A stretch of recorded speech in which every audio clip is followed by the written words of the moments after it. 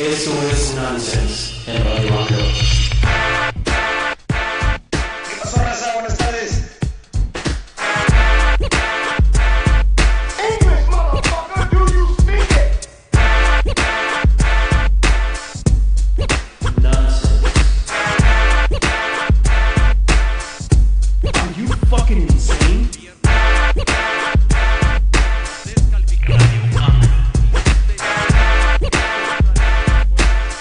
What he's saying is bullshit. This is nonsense. ¿Dónde escuchaste esa pendejada?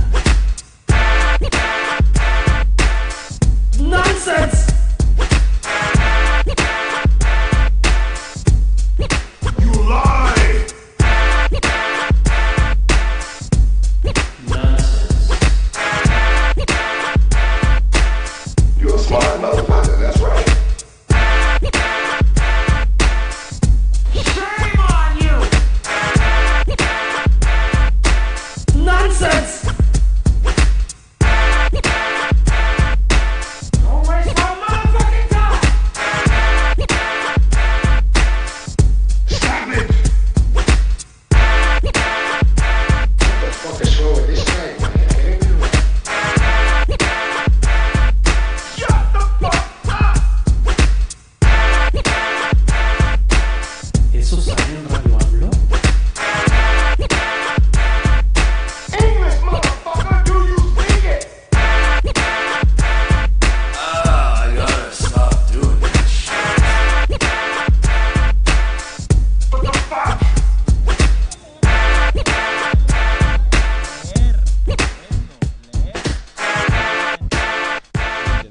Shut up! Shut up! Shut up!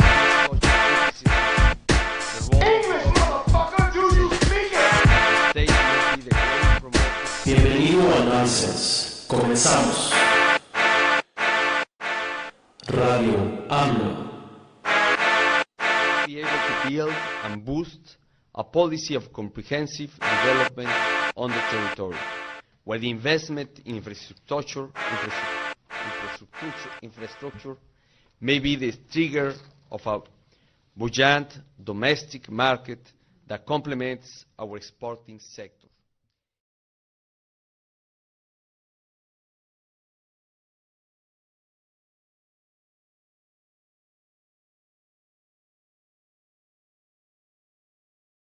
Mi nombre es Cándido Ríos Vázquez, el popular Pabuchi. En décadas atrás y al día de hoy, cuando se ve que la soberanía, la paz, la tranquilidad, la economía de un pueblo, y al alzar la voz y esta no tener eco, se piensa al estilo Jalisco, la vida no vale nada. Se agarran las armas, se corre la sangre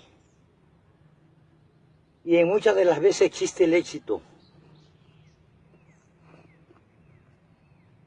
Nosotros no usamos las armas, nos acribían peor, a sabiendas que nuestras armas no disparan balas. Nuestras armas disparan verdades.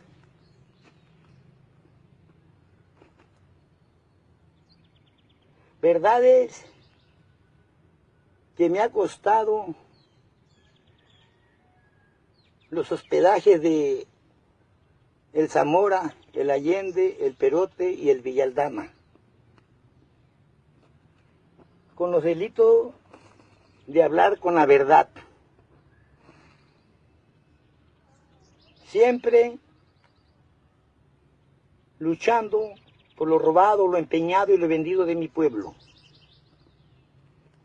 Tratando de abrir los ojos a mi gente. Gente agachada, ciega, que prefieren morir de rodilla callando que parado y hablando. Me indigna. Gloria a Dios.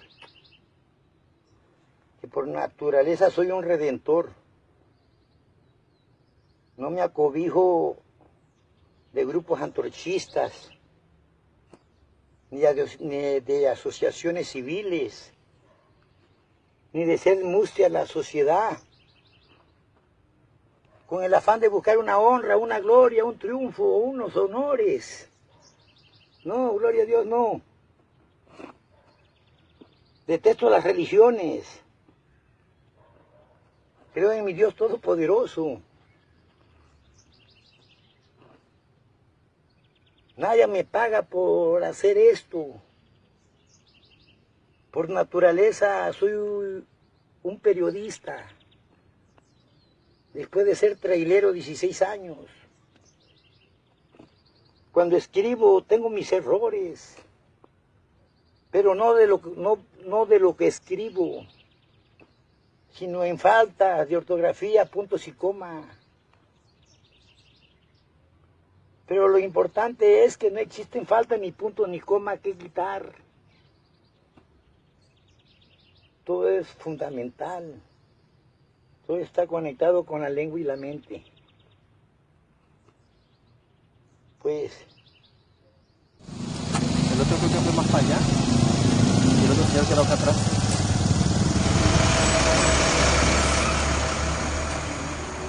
Todos los indicios apuntan a que el ataque está vinculado con otra persona, no con el periodista. Ustedes tienen además, porque ha habido ya información en sus medios, algunos elementos.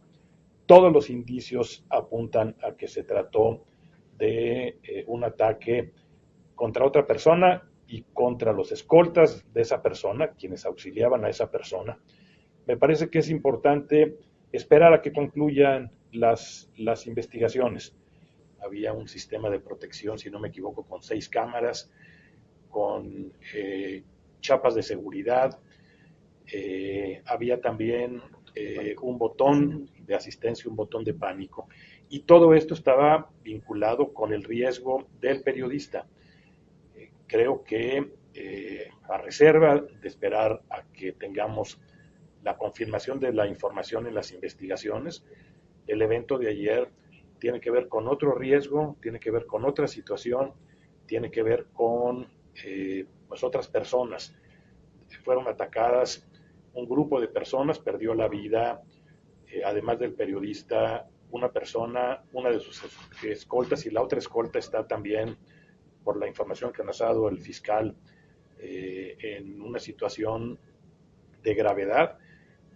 Tendrán que confirmarse en las investigaciones, pero parece claro que el ataque estaba dirigido a otra persona y por ello no se trata del riesgo del periodista, sino estamos hablando de un riesgo distinto.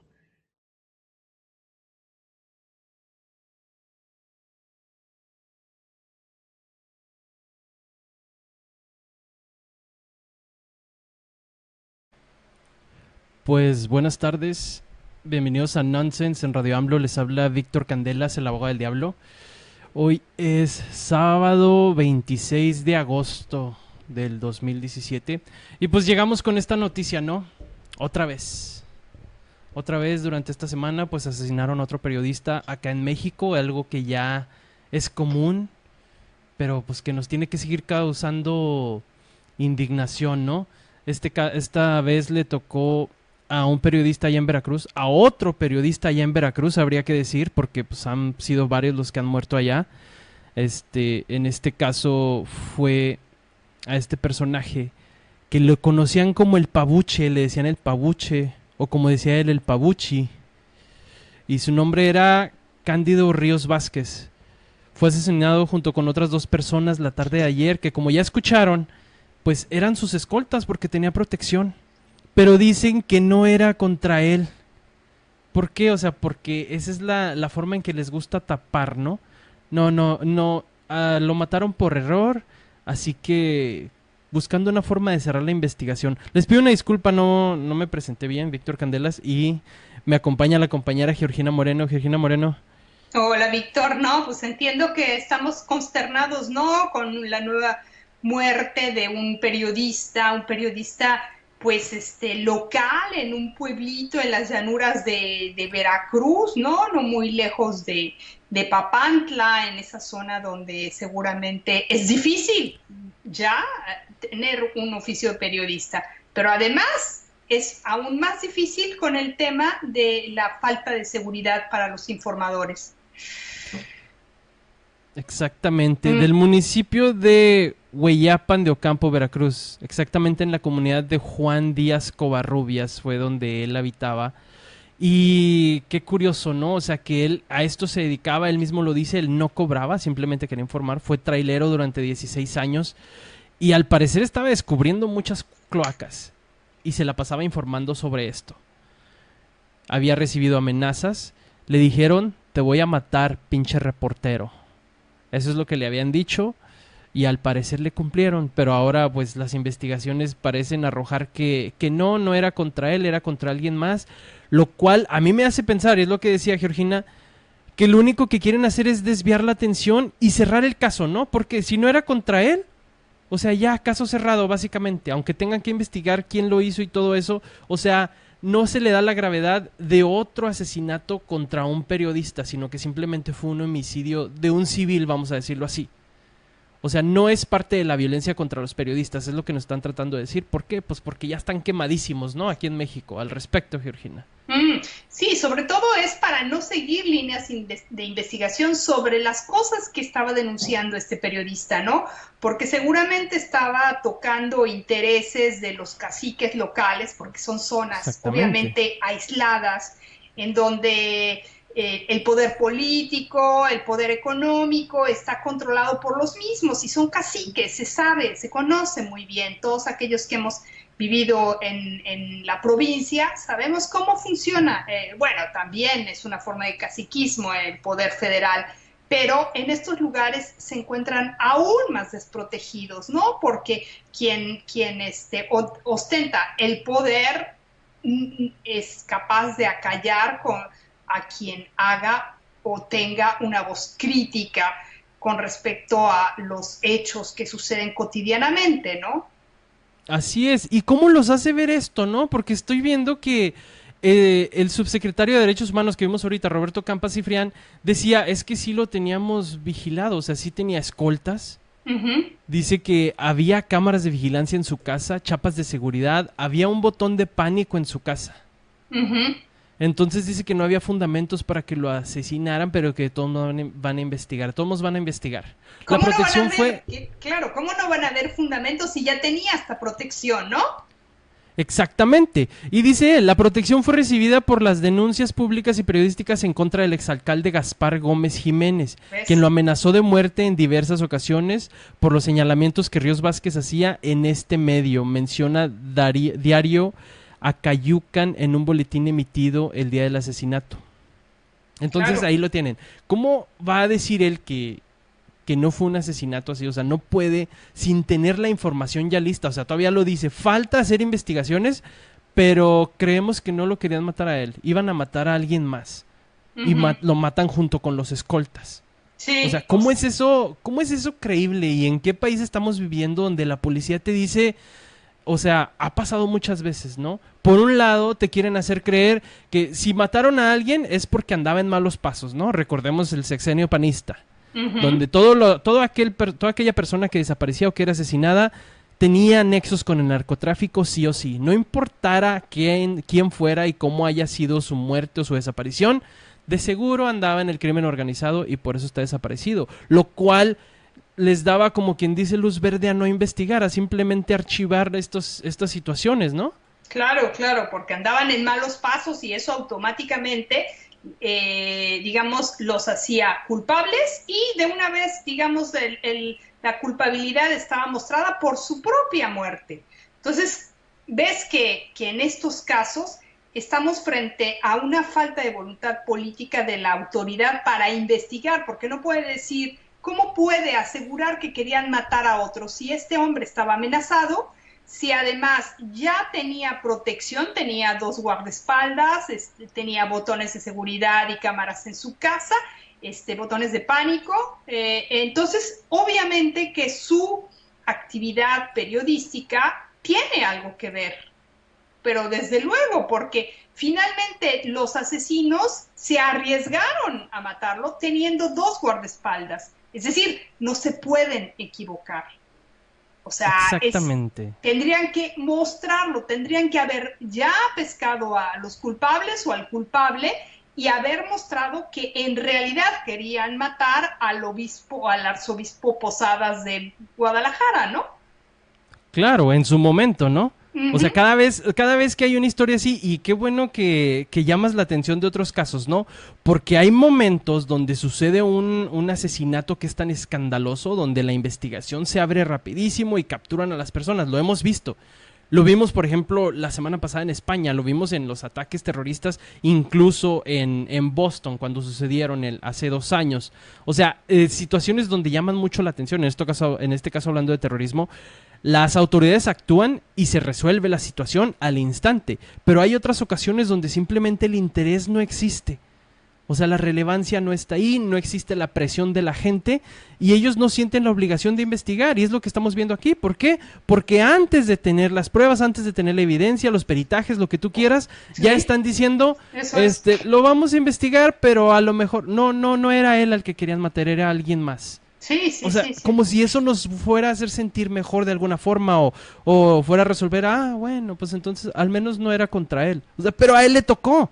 Claro. A él lo claro. mataron y lo tienen que investigar y se tiene que buscar. O sea, no entiendo qué importancia tiene si iba contra él el ataque o no.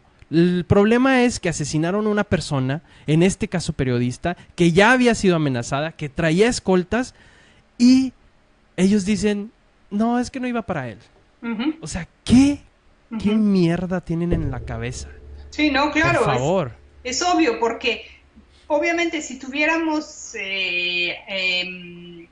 acceso a lo que escribió en el último año este periodista, seguramente nos daríamos cuenta que hay muchísimas cosas que, digamos, si estaba denunciando actos de corrupción en su pueblo o en la región, es obvio que estaba tocando muchos intereses y tal vez intereses que iban mucho más lejos de su lugar, digamos, de donde vivía. Entonces, es muy difícil que el señor diga a unas cuantas horas del asesinato que no querían asesinarlo a él, ¿no? Realmente me parece una irresponsabilidad ese tipo de declaraciones de parte de la autoridad. Claro, es esa costumbre que tienen, ¿no? De cada vez que hay un suceso simplemente empezar a crear la matriz de opinión donde la gente ya tenga formada la idea de lo que van a después deducir, ¿no? Donde van a decir simplemente, no era tan grave, no pasó nada. No es tan grave porque ¿por qué es tan importante que se mencione si era la intención de matarlo a él por su trabajo periodístico o no? ¿Por qué? Porque ya tienen un récord ahí, ¿no? Llevan varios periodistas desde enero, si no me equivoco, como 39 o 40 periodistas en el sexenio de Peña Nieto donde han sido asesinados. Durante el sexenio de Javier Duarte en Veracruz muchos periodistas fueron asesinados y obviamente todos ellos tenían que ver con todo eso, ¿no? Investigaciones, ya fuera contra el crimen organizado o la corrupción de las entidades públicas, Claro. de los órganos públicos. Todo esto ellos lo denunciaban y todos ellos eran asesinados. Y luego nos quieren decir que simplemente, o sea, no fue un asesinato, al rato van a decir, se equivocaron porque pensaron que era un narcotraficante. Claro. Oye, perdón, el señor no tiene, ahora sí que vamos a decirlo, finta de narcotraficante. Podemos ver el video ahí, o sea, él no era un criminal, andaba en una camioneta de lujo, andaba de traje, andaba sombrerudo con, o sea, ¿cómo? ¿Cuál era la idea de haberlo confundido así? No fue una confusión, no sé qué es lo que van a decir, o sea, simplemente una vez más nos van a traer un informe donde vamos a saber que no es cierto, o todos vamos a pensar que no es cierto, incluso si fuera verdad. ¿Por qué? Porque es la credibilidad que se ha fabricado la propia PGR, ¿no? Todas las entidades públicas. Claro, y sobre todo la impunidad, ¿no? que vemos en estos casos. Estamos a más de un año de la muerte del fotoperiodista que asesinaron en la Ciudad de México y de un activista social, y no se sabe absolutamente nada del caso. El caso no ha evolucionado, no ha progresado, no tenemos ninguna información al respecto. Incluso ¿Ah, sí? en el aniversario se hizo una manifestación en la Ciudad de México porque efectivamente vemos que hay un sistema de impunidad que protege a los asesinos. Esa es la verdad. Así es. Entonces, pues dicen los periodistas, ¿no? No se mata la verdad matando periodistas. ¿Dónde queda la libertad de expresión? Que obviamente ha sido algo que yo he cuestionado a veces. ¿Por qué? Porque sabemos que hay muchos periodistas con una reputación muy dudosa que a cualquier cosa le dicen noticia.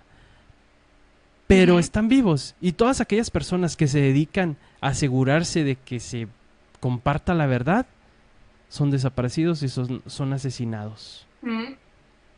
Eso Sí, es lo por que supuesto. tenemos, ¿no? Sí, Eso es lo que eso es- tenemos ahorita.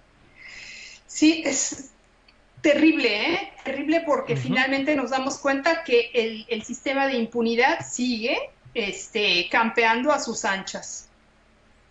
Definitivamente, es lo que nos encontramos y pues hoy le tocó al compañero periodista, déjame busco de nuevo su apodo porque pues así le decían, así le gustaba que le dijeran Cándido, y ya no lo encuentro. Sí, Cándido se llamaba, pero el Pabuche, el Pabuchi.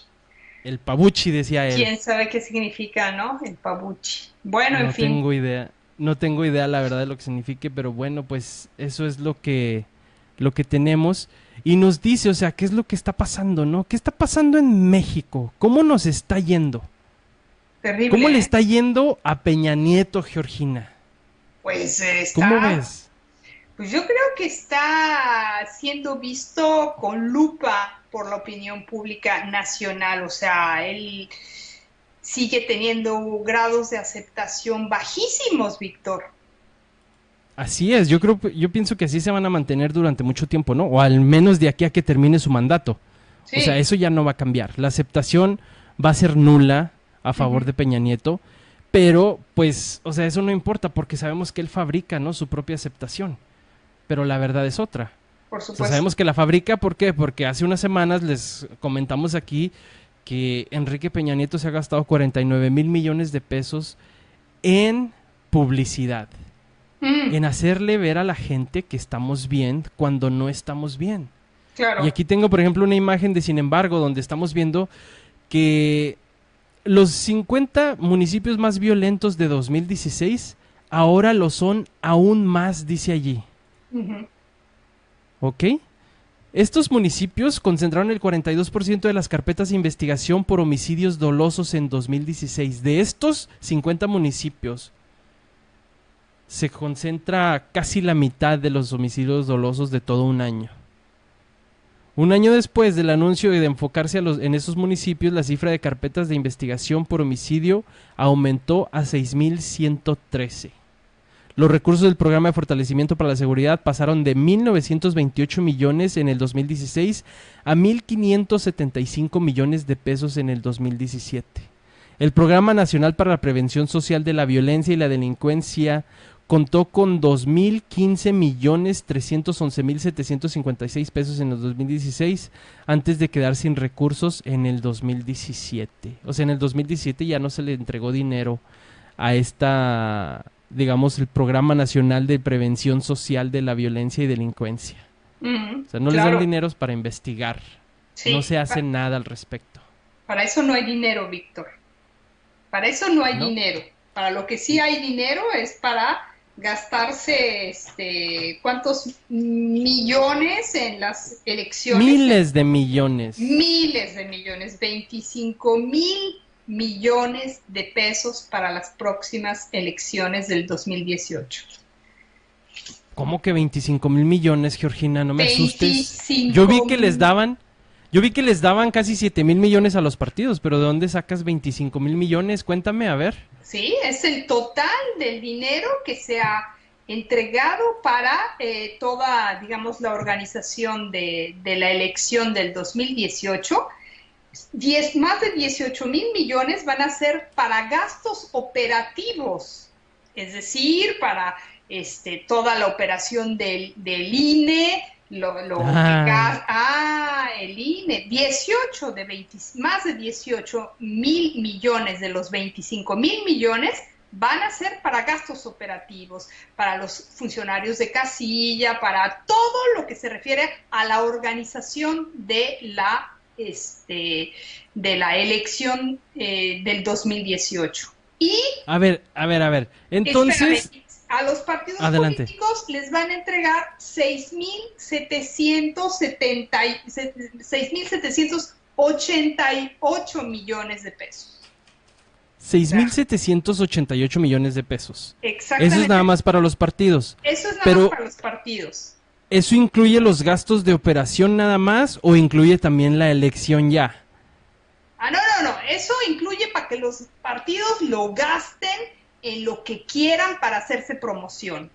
Esos Ah, sí. 6,788 es para que los partidos políticos gasten para sus elecciones respectivas, ¿no? Porque obviamente no es solamente la elección del presidente, son elecciones también para gobernadores y en algunos casos tal vez haya elecciones municipales.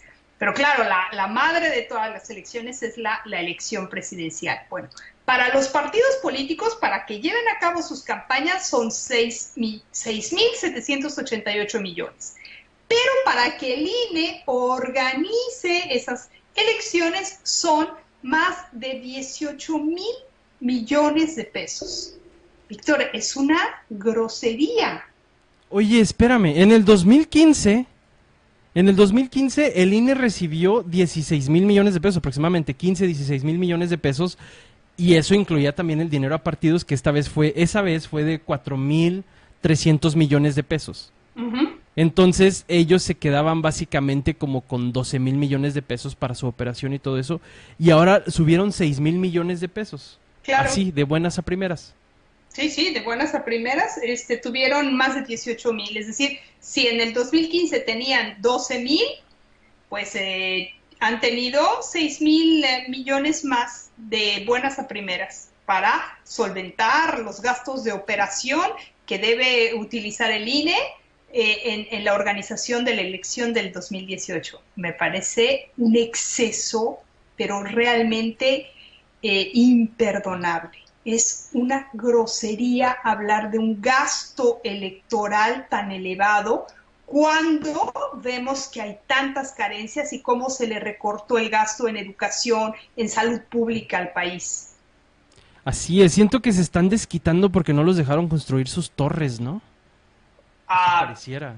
Pues ¿Te no acuerdas? sé, sí, bueno, tal vez es eso, Víctor. ¿Qué te puedo decir? Me Así parece es. insultante un gasto así. Pero bueno, vamos a ver, ¿cómo le toca de a cómo nos toca? Vamos a decir ahora sí, ¿verdad? Dicen los partidos políticos por ahí. Dice que, bueno, está todavía por aprobarse o ya lo aprobaron, ¿no sabes, Georgina? No sé si ya lo aprobaron. Pero esa es la propuesta, ¿no? Sí, sí, exactamente. Según lo que yo sé, eso es lo que ya está presupuestado para el 2018. Bueno, pues si esto es, digamos, correcto, si se llega así, Ujú, quiere decir que el PRI va a recibir 1,689 millones de pesos él solito, ujú. lo que es básicamente casi el 30% digamos, un 25% del pastel, Ujú. ¿verdad? De ahí el PAN recibe 1,281 millones de pesos, ¿verdad? Son los dos únicos partidos que obtienen más de 1,000 millones. Ujú, O sea, uno 1,281, casi 1,300. ujú. Y otro recibe 1,689 millones de pesos. Es un chingo de lana, ¿eh? Bueno, Víctor, es un chingo de lana, como tú dices, pero Ujú. imagínate que se calcula que más o menos el gasto real en las campañas políticas es de 3 a 5 veces superior al gasto legal. Es Pero decir, claro que va a ser superior. ¿Por qué? Porque meten a todas las, como lo digo ahorita, a todas las pinches oficinas de gobierno. No vimos en el Estado de México cómo andaban ahí la Sedesol, cómo andaba el secretario de Gobernación, cómo andaban todos, hasta Narro andaba allá, ¿no? El secretario de Salud. sí. Todos metidos en la campaña del Estado de México y sabemos que se gastaron miles de millones de pesos en eso. Y cuando van a ver los números, nos gastamos menos de 200 millones en campaña. Sí, chucha. Claro. Sí, por supuesto. Y se calcula, o sea, los especialistas en cuestiones electorales, escuchaba yo en esta semana, decían que hablaban en términos muy moderados de 3 veces lo que se gastaba por ejemplo, el PRI, entre 3 y 5 veces el gasto legal, es decir, que en realidad debemos pensar que el PRI se va a gastar unos 5,000 millones, 5,000 millones de pesos. Si tiene 1,600, vamos a decir, muy moderadamente, pensando en 3 veces ese gasto, se gastará más o menos unos entre 5,000 millones y 6,000 millones de pesos. Claro, dinero que vamos, en el mejor de los casos, sale del propio erario, es decir, es un dinero ilegal, pero proviene de las arcas del Estado, ¿no? Por eso hacen sus guardaditos, no ejercen el presupuesto en los estados o en algunas entidades federales, para después ese dinero sacarlo y aprovecharlo para la elección. Pero en el peor de los casos, Víctor, es dinero que proviene de otras fuentes, y fuentes que son absolutamente hasta criminales.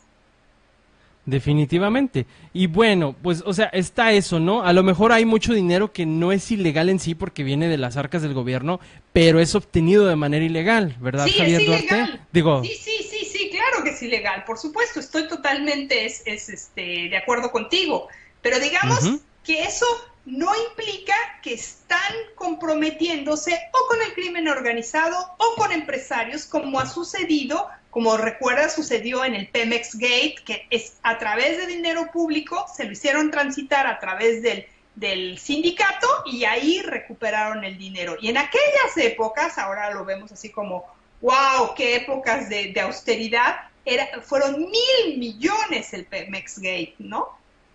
Definitivamente. Y se sigue repitiendo, ¿no? Y no pasa nada, nadie dice nada. O sea, estoy sorprendido, ¿no? Los partidos más chicos como el PRD reciben 773 millones, Morena 650 millones, que son 200 millones más de lo que recibió en el 2015, hay que decirlo. El Partido Verde Ecologista le otorgarán 578 millones. Lo que yo me pregunto, ¿estos sí se reflejan en votos? Claro. Movimiento Ciudadano, 537 millones, Nueva Alianza, 419 millones, y Encuentro Social, 398, y al PT, 376 millones. Para los independientes van a haber 42,963,000 pesos. O sea, imagina, va a haber muchos independientes, va a haber muchos más independientes en esta elección, y eso ya lo habíamos mencionado. Claro. Empezando por Margarita Zavala. Sí, probablemente. ¿Verdad? Tal vez le den sus 40 millones, o ¿cuántos dices que van a haber? 39 millones. Bueno, va a haber 42 millones para todos los independientes, no para cada uno. Entonces, que tal vez se los den todo a ella y así. No, y el asunto esto que tú dices sobre si hay un reflejo entre los votos y los recursos que reciben, justamente había un diputado independiente por el estado de Jalisco, me parece que es el más joven o algo así. Pedro... que tiene un nombre medio japonés. Pedro... Ay, no quiero decir un nombre japonés porque va a sonar racista si digo alguno, pero bueno, se llama Pedro. Sí, no me acuerdo, ¿sí? Kamumoto o algo así, no recuerdo. Kumamoto, éndale, ese es. Ajá. Gracias por equivocarte por mí. Él lo que proponía era justamente por cada voto, peso por cada voto, una cosa así, ¿no? Que estuviera en relación al número de votos que recibe cada partido político. Pero por supuesto que eso se lo echaron para atrás, no lo apoyaron. Bueno, había algo raro ahí que por lo mismo no me llamó tanto la atención, nunca le puse mucha atención a eso porque sí me llamaba, valga la redundancia, la atención, que personajes como Denise Dresser, Margarita Zavala y muchos otros panistas apoyaban la iniciativa Sin Voto No Hay Dinero. Y ya cuando veo personajes de esa talla, de ese entramaje, metiéndose en esas cosas, ya siento que hay algo viene mal de nacimiento, ¿no? Entonces no le puse mucha atención, pero sí, Pedro Kumamoto, sí logró que se aprobara la iniciativa, me parece que en Jalisco, de donde es diputado, pero ya de ahí en más en algunos otros lados se discutió, perdón, y no se llegó muy lejos. Pero hay otra cosa. Él andaba acompañado, y algo que habrá que investigar, no sé nada, no sé mucho de eso, sí sé un poco, pero andaba acompañado de un grupo, vamos a decirle un grupo, que yo les digo panistas de closet, pero esa es mi opinión personal, Sí. que se llama Wikipolítica. Wikipolítica. Y estos wikipolíticos andan apoyando mucho a los independientes, Ok. de alguna forma, pero muchos personajes, no sé, ya ves que el PAN tiene esta costumbre de emigrar, de salirse del PAN y meterse a otros partidos o a otras organizaciones. Esto es lo que yo vi de Wikipolítica, los personajes más vistos, más sonados, aparte de Pedro Kumamoto, donde se supone que es una, digamos, una organización horizontal, Ajá. eran expanistas. Y Sí. así como que, entonces ya te quedas así como que, pues, ¿qué tan independientes son estos wikipolíticos? Habría que ver. Entonces Wikipolítica anda promoviendo también lo de sin voto no hay dinero, y mucha gente, jóvenes principalmente, millennials, están de acuerdo con eso. ¿Por qué? Porque sabemos que los mexicanos, y más los jóvenes, estamos hartos de los partidos políticos, estamos cansadísimos. ¿O están? ¿Están o estamos, Georgina? Estamos, no solamente los jóvenes, los menos jóvenes también lo estamos. Pero yo creo que habrían formas mucho más sencillas, más que entrar, digamos. Yo sí defendería el financiamiento público de los partidos políticos. Pero Yo creo- también. Sí, pero yo creo que se tendría que reducir de manera sustantiva, Víctor, porque es realmente indecente entregar tales cantidades que en realidad van a dar sobre todo a la televisión.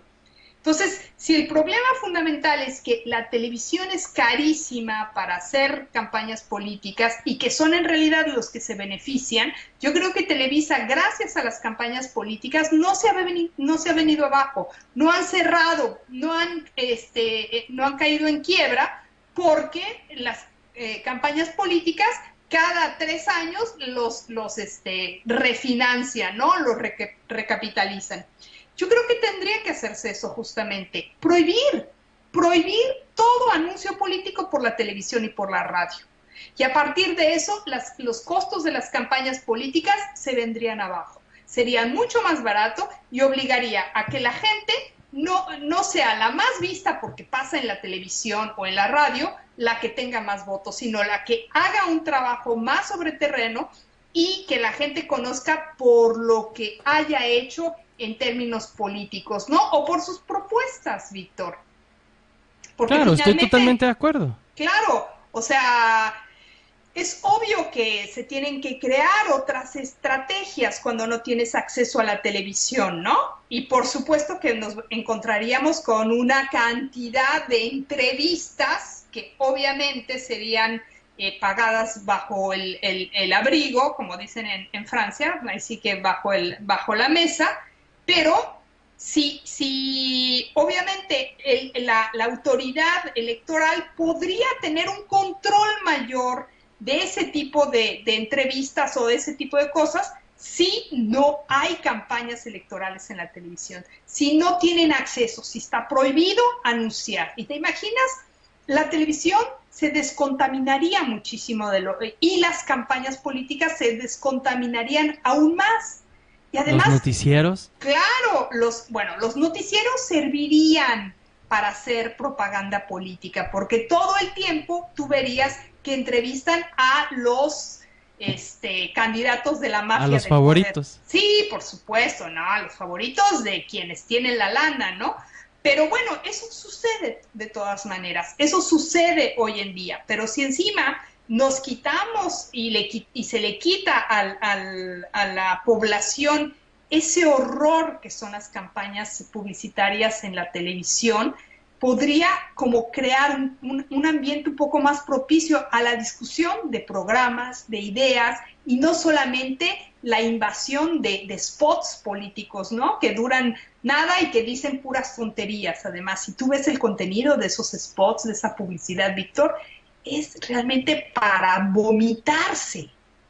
Exactamente, y es lo que busca, ¿no? Estoy totalmente de acuerdo, se gasta mucho dinero, pero aún así, cuando me pongo a ver las situaciones y hago las cuentas, digo, es que no es nada comparado con lo que se están robando y con lo que gastan en otras cosas. Claro que se podría utilizar en muchas otras cosas más, pero, otra vez, se gasta Enrique Peña Nieto, él solito, él solo. El Ejecutivo solito se gasta 49,000 millones de pesos en publicidad. El Seguro Social se gasta más o menos 2,500 millones de pesos en publicidad. José Narro, ¿verdad? El sector salud ahí, Sí. Miquel Arreola. Gastan mucho en publicidad. Todo esto, y también, o sea, no solamente se debería reducir el gasto en publicidad de los partidos políticos y de las propagandas, sino de todos estos anuncios estúpidos que son puras mentiras. ¿Por qué? Porque nos están diciendo que se están resolviendo las cosas y nos damos cuenta que es pura mentira. Lo vemos ahorita, por ejemplo, con lo que pasó con el INEGI que hemos mencionado desde el año pasado, donde se dijo que estaba bajando la pobreza, que hay muchos empleos y que ya se está acabando la pobreza, y rápidamente el Coneval sale a decir, hey, espérense, no es cierto, están echando mentiras. Ustedes cambiaron la forma de medir la pobreza y ahora ya no sabemos realmente cuántos pobres hay, pero esto es lo que ellos buscaban precisamente, que no se sepa cuántos pobres hay, para simplemente poder engañar a la población y poder decir, mira, según el INEGI, el PRI hizo un muy buen trabajo porque no le hagas caso a la tele, no hay 60% no hay 60 millones de pobres en México. O más, no, son más, ¿verdad? Creo que son Sí, 70 son y tantos, 60, porque es el no, 60%. 63.8 millones los que Bueno, están ahí andaba en cerca. situación. Sí, muy cerca. Ahí andaba cerca. Sin embargo, ¿qué hacen ellos? Inventan cosas, inventan sus trabajos, sus, digamos, programas sociales y nos están vendiendo pura mentira, ¿no? Al respecto. Sí. Vienen y nos dicen, y por eso, o sea, es importante que sepa esto la gente, ¿no? Que sí, es grave que se le den 7,000 millones de pesos a los partidos políticos. ¿Por qué? Porque no se los merecen. Ninguno. Y otra cosa, aparte de reducir el presupuesto a los partidos políticos, debería ser más equitativo, definitivamente. ¿Por qué? Porque sí es cierto, tenemos partidos chicos que a lo mejor no coincido con ellos y a lo mejor muchos de los que nos están viendo tampoco coinciden con ellos, como el PT, como Encuentro Social, como Movimiento Ciudadano y algunos otros, que, digamos, nunca van a tener una oportunidad real frente a los grandes como el PRI y el PAN, ¿no? ¿Por qué? Porque ellos reciben muy poco dinero y tienen que pelear literalmente contra una bestia. Entonces no pueden llegar a la gente de la misma manera, no pueden entregar la misma información, que incluso a lo mejor ahorita vamos a ser imparciales de alguna forma, podrían tener propuestas buenas, pero esas no llegan a ningún lado, lo cual los orilla a lo que hemos visto, ¿no? Que todos se hacen partidos satélites. ¿Por qué? Porque si no se cuelgan del PRI, no sobreviven. O de otro Hasta partido. en el PT lo vimos, claro. Claro, de otro Definitivo. partido. Por supuesto. Estás hablando del PRD y el PAN, ¿verdad? De seguro, Georgina. Sí, por supuesto, porque finalmente ahora te das cuenta que el PRD se está convirtiendo en un partido satélite del PAN. ¿Te imaginas? O sea, hasta podríamos aceptar que se hiciera partido satélite del PES, pero del PAN. ¿Te das cuenta? Es absolutamente como tratar de reunir el agua y el aceite. Es inadmisible.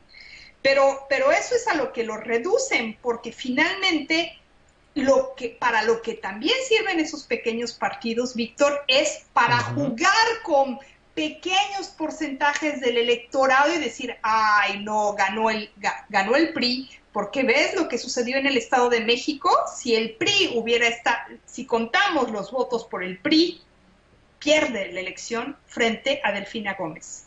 Pierde. Claro. Digamos, oficialmente, quien le permite a Del Mazo ganar, que todos estamos de acuerdo en que ese tipo no ganó, que hubo un mega fraude, pero con lo que justifican el avance de Del Mazo es justamente con todos esos partiditos satélites que le van a dar esos 165,000 votos que necesita para sobrepasar a la candidata que realmente ganó.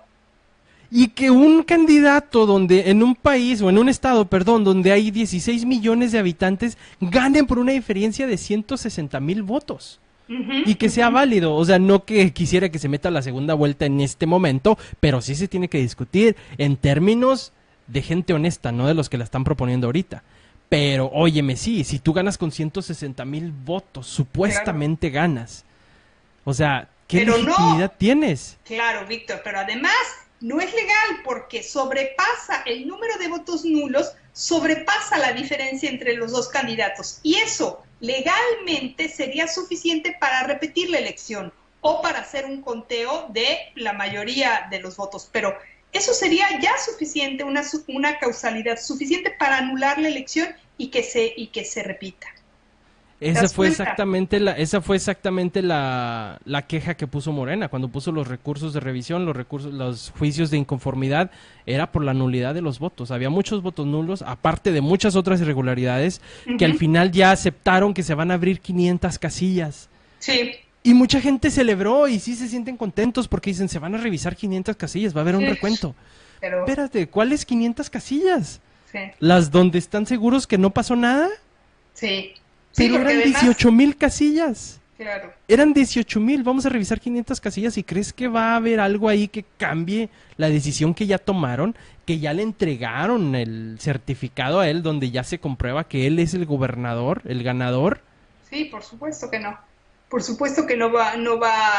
¿Y quién escogió el número? No el número, sino las casillas donde se va a hacer la revisión. Por supuesto que el PRI fue a buscar con lupa aquellas casillas que presentaban el más mínimo problema, ¿no? Claro. O que va a ser 1, 2, 3 votos la diferencia y que tal vez hasta ellos van a ganar votos, ¿no? Ah, claro, así pasó. De hecho, desde el principio había irregularidades y había ya, ahora sí como quien dice, mano negra, y a lo mejor son las 500 casillas que ahora están agregando, porque no sé si te acuerdes que se había decidido, oye, fíjate qué cosas, se había decidido que se iban a revisar y algo que es totalmente arbitrario, si me preguntan a mí, y es por lo que quisiera que ya, o sea, el INE tal vez si no desaparezca, que sí se reformen muchas cosas para que el INE deje de funcionar como funciona. ¿Por qué? Porque se decide que se van a reabrir, nada más por reabrir, 1,800 casillas. Más o menos, que es el 10%, ¿no? Vamos a revisar 1,800 casillas para verificar que los números sí coinciden y pues ya de ahí estaremos seguros que las otras 17,000, 16,000 casillas están correctas. Eso es básicamente cómo funciona, ¿no? Revisan nada más 1,800 y ya de esas 1,800, si están bien, quiere decir que las otras 16,000 también están bien. Pero al final dijeron, no, nada más vamos a revisar 1,400 casillas, me parece. O sea, ya 400, casi 500 menos. Sí. Y ya te quedas de, espérame, ¿por qué?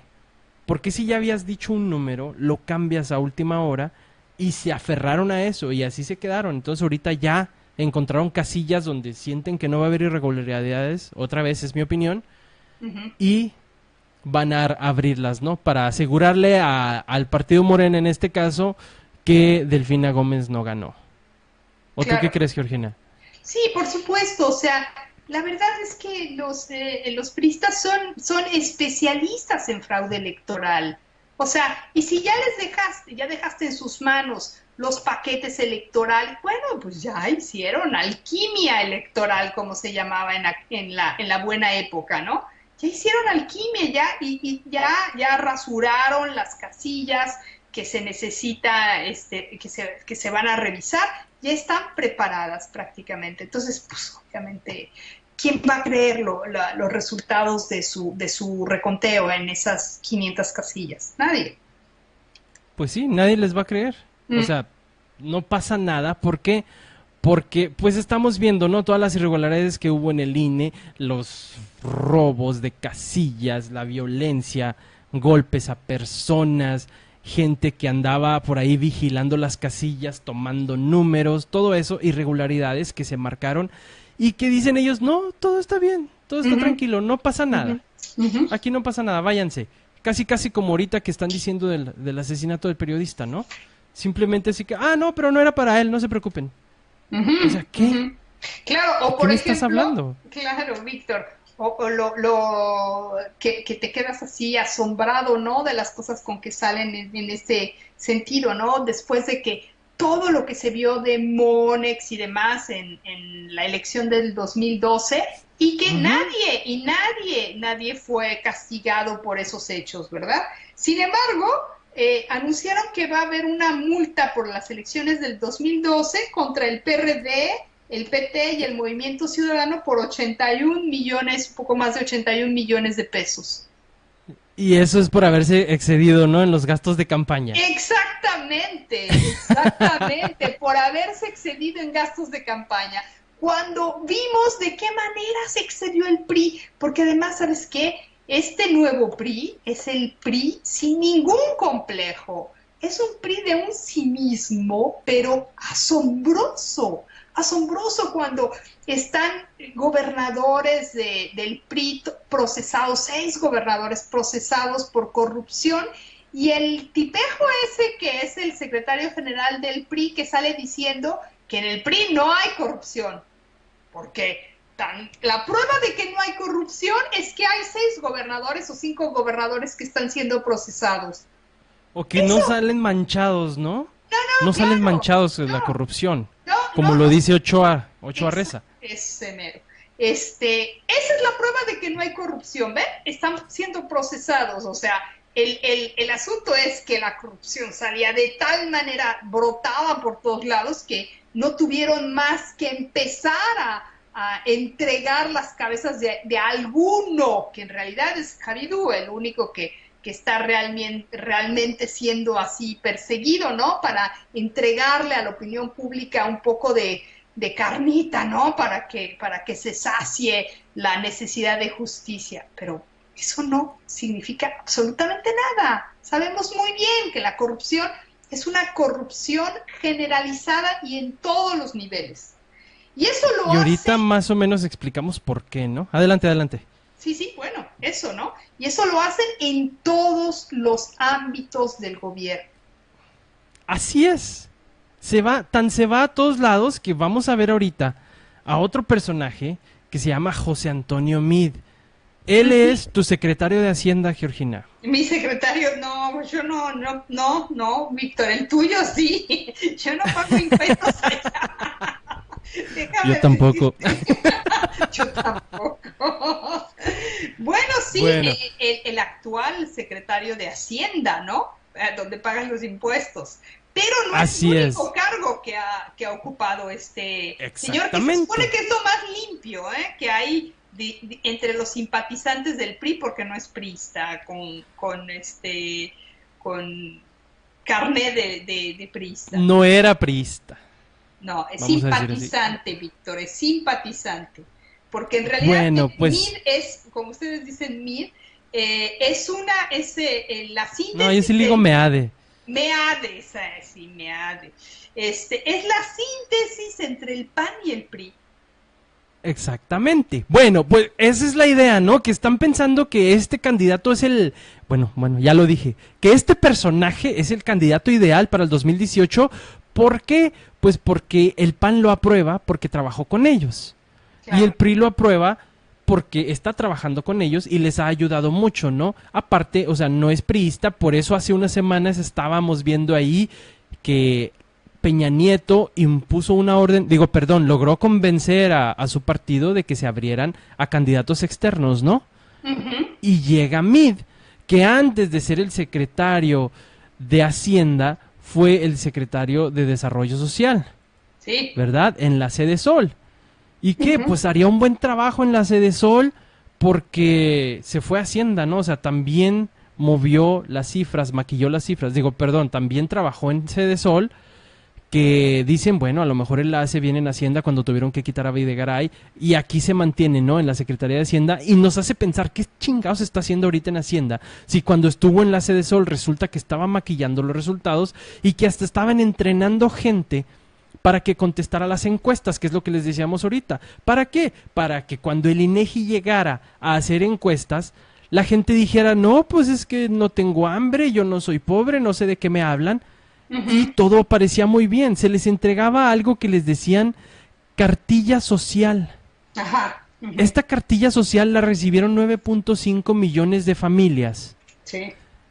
Y con esto se le enseñó a la gente a decir que gracias a esta cartilla social su situación había mejorado. Ujú. Y gracias a esta cartilla social ya no tenían hambre. Pero lo más importante, le enseñaron a la gente a decir, si te preguntan que si estás en problemas, tú les dices, no, porque ya tengo mi cartilla social, básicamente. Esa es la idea de esta cartilla social que implementó José Antonio Meade cuando era secretario de Desarrollo Social en la Sedesol. Entonces, por ahí hay un grupo de organizaciones que se llama Acción Ciudadana frente a la Pobreza, que creó un video donde explica lo de esta cartilla social. ¿No? Vamos a verlo, Georgina. Sí, vamos a ¿Te verlo, parece? Víctor. Sí, por supuesto. Vamos.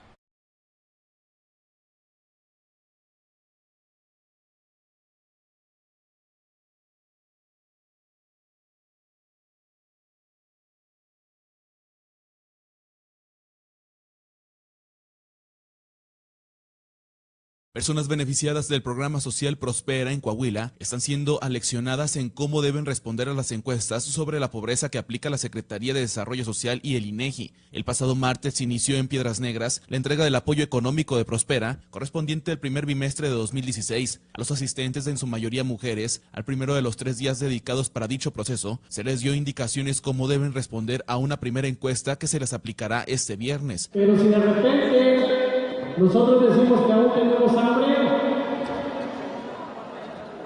estamos de alguna forma diciendo que el programa no nos ha servido de nada. ¿Quedó claro, señoras? ¿Han tenido hambre de hace 3 meses para acá? ¿Alguno de sus adultos mayores se ha quedado con hambre? ¿Se ha quedado a veces sin comer, sin desayunar o sin cenar? ¿Seguras? Es probable que Sedesol indujera respuestas de sus beneficiarios al responder la encuesta del INEGI. Nosotros consideramos que existen elementos muy cuestionables para levantar sospechas. Aquí las evidencias que reunimos. En 2016, la Secretaría de Desarrollo Social repartió la cartilla Lo que tu hogar recibe. Llegó a 9.5 millones de beneficiarios. De acuerdo con Sedesol, el documento incluía la suma de los apoyos monetarios y en especie que entrega a cada familia. ¿Cuál era la intención de este documento? La cartilla social es una respuesta del secretario Meade a que la gente conteste bien a las encuestas de medición de pobreza. Su diagnóstico es: la gente no contesta bien, no está tan mal como dice, que contesten bien, vamos a decirles todo lo que reciben para que sepan. La intención de la cartilla es mejorar las respuestas para aparentar una realidad mejor y decir que la mejora es reciente. Es triste porque la medición de la pobreza era una herramienta para mejorar las políticas públicas y ahora se está convirtiendo en una disputa de propaganda política.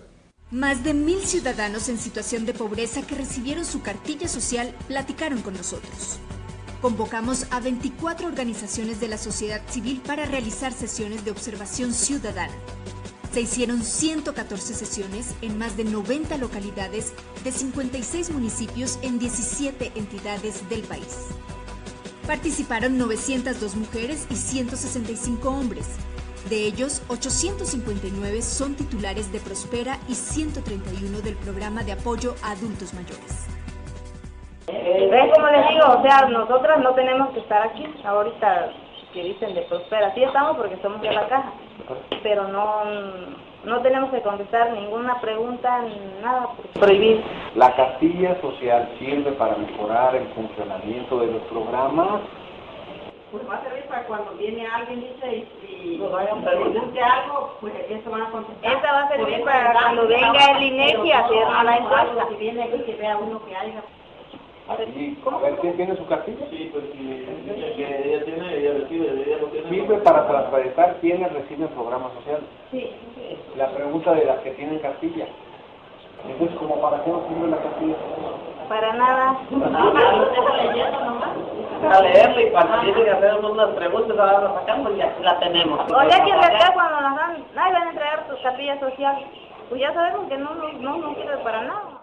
Cualquier cambio a la forma de preguntar o cualquier nueva información que tengan en sus manos las personas que van a ser entrevistadas para que se conozca su ingreso, como por ejemplo la cartilla social, pueden tener un efecto sobre el dato final que ellas decidan reportar. Un apoyo que ayuda a la gente a comer sano, variado y suficiente. A la par de la entrega de la cartilla social, el gobierno federal, a través de la Sedesol, realizó campañas de comunicación reforzando su estrategia de intentar incidir en las respuestas de los titulares de los programas sociales en las encuestas del INEGI. En abril del año pasado, en efecto, publiqué en mi columna en el periódico El Financiero un par de entregas en ese mes y luego otras 2 en julio, con respecto a documentos a los que tuve acceso, que circularon en el sector social, dependencias, Sedesol y otras que están ligadas al trabajo con la pobreza, en donde se buscaba decididamente influir en las respuestas. El gobierno definió una estrategia para influir en la respuesta que podrían dar estas personas, y esa estrategia era darles mensajes de empoderamiento. Se referían a que en estos 208,000 hogares iban a llegar y le iban a decir al señor: oiga, ¿usted hasta qué grado estudió? No, pues hasta el 3º de primaria. Oiga, ¿y sabía usted que ya puede con eso ir mañana al Instituto Nacional para la Educación de los Adultos y obtener su certificado? No, no sabía. Pues vaya, obténgalo, porque la próxima vez que le pregunten a usted ya tiene primaria. Entonces a la señora le decían: oiga, cuando vengan le digan, ¿sus hijos están en la escuela? Sí, diga que sí están, porque están en la estancia infantil, y la estancia infantil ya es escuela. Bueno, pues evidentemente fuiste y estuviste preparando el terreno para que cuando lleguen los encuestadores se encuentren con lo que tú quieres que se encuentren. Yo sí creo que, claro que manipularon, fueron al universo y trataron de machacar. La pregunta es, ¿la realidad va a ser distinta? Yo creo que va a ser, lo puse, ahí en una columna, la misma jodida pobreza. En 2015, Coneval se negó a medir la pobreza. Argumentó que INEGI, sin previa consulta, alteró el módulo de condiciones socioeconómicas de la Encuesta Nacional de Ingreso y Gasto de los Hogares, la ENIG, en grado tal que la hace no comparable con la información recabada en años anteriores. El año pasado el INEGI le falló a México porque no tuvimos datos de pobreza que necesitábamos sobre 2015 para el país, para los estados y para los municipios. Y eso desde la Acción Ciudadana frente a la pobreza lo tratamos de explicar y tratamos de exigir que se corrigiera. Tuvieron que reconocer que con los cambios que habían realizado a la forma de preguntarle a los hogares más pobres, había perdido representatividad los datos y entonces ya no se podían comparar. INEGI ha mencionado que su propósito era mejorar la calidad de la información. Desafortunadamente, la forma como hizo los cambios en el operativo de campo, pues no correspondieron a una mejora integral de la información en donde todos los estratos de ingreso hubieran estado involucrados. Para la Sedesol, la cartilla social es un esfuerzo de transparencia. Y ustedes van a tener así información para evaluar si lo que estamos haciendo juntos efectivamente les está ayudando, en cuánto y de qué manera. Y van a poder ver en la parte de atrás de la cartilla los programas que reciben de parte del gobierno estatal. Es un ejercicio de transparencia del presidente Peña Nieto. Sin embargo, los observadores de las organizaciones sociales que participaron con nosotros encontraron que después de la entrega de la cartilla social, la situación de pobreza y carencias de acceso a derechos no ha cambiado.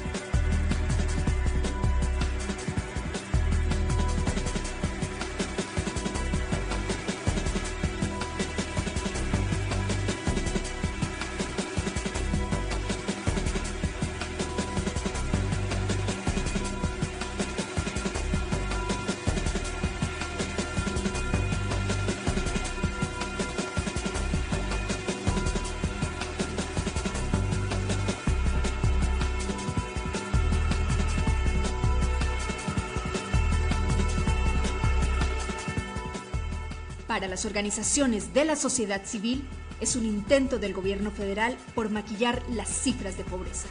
En junio de 2015, el Coneval informó que la población en extrema pobreza aumentó en Coahuila, pasando de 81.900 a 92.000 coahuilenses en dicha condición. Al respecto, Rodrigo Fuentes, secretario de Desarrollo Social Estatal, explicó que el mal resultado se debía en parte a fallas en la metodología del Coneval y que las encuestas respondieron con información falsa.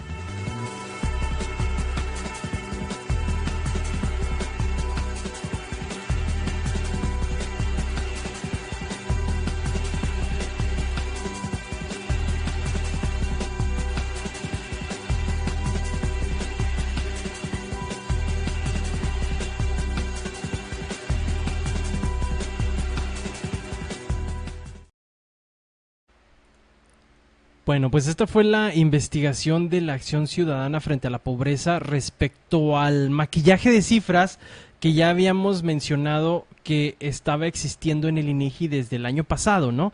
Donde la Coneval se da cuenta y dice, ¿saben qué? Yo no voy a participar en eso porque esas cifras están mal, son falsas, no vamos a poder decirles, y aquí se explica cómo, ¿no? El Coneval en su momento no podía explicar, simplemente decían, hay cambios, están midiendo cosas que no deberían medir, están buscando formas de conteo que no deberían buscar, así como lo hicieron con los empleos. En lo de los empleos lo hemos mencionado aquí varias veces, donde se le dice a la gente, ¿saben qué?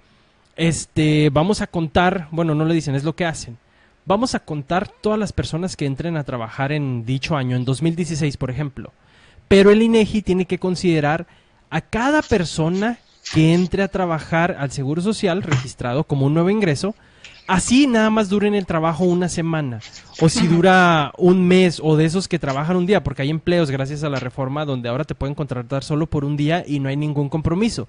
Pero todos estos números se van al final a contar como que son todos los empleos que se obtuvieron en el 2016, aunque las personas nada más hayan trabajado un día y actualmente no se encuentren trabajando, o trabajaron 3 meses o 6 meses, que son con los contratos que se les dan. Lo mismo hacen aquí para engañar a la gente, ¿no? Para hacerles creer que están bien o los quieren instruir, pero como que no les funcionó, porque lo que estamos viendo aquí es que van y le preguntan a la gente, oye, ¿te sirvió la cartilla que te dieron?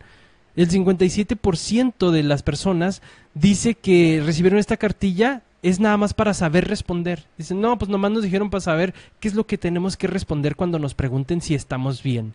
El 64.49%, como ya lo veían, afirma que no han mejorado los servicios de salud y hay algunos que ni siquiera donde no hay medicamentos. El 59.81% asegura que la cartilla social tampoco sirve para mejorar el servicio de los programas sociales, o sea, no ha mejorado.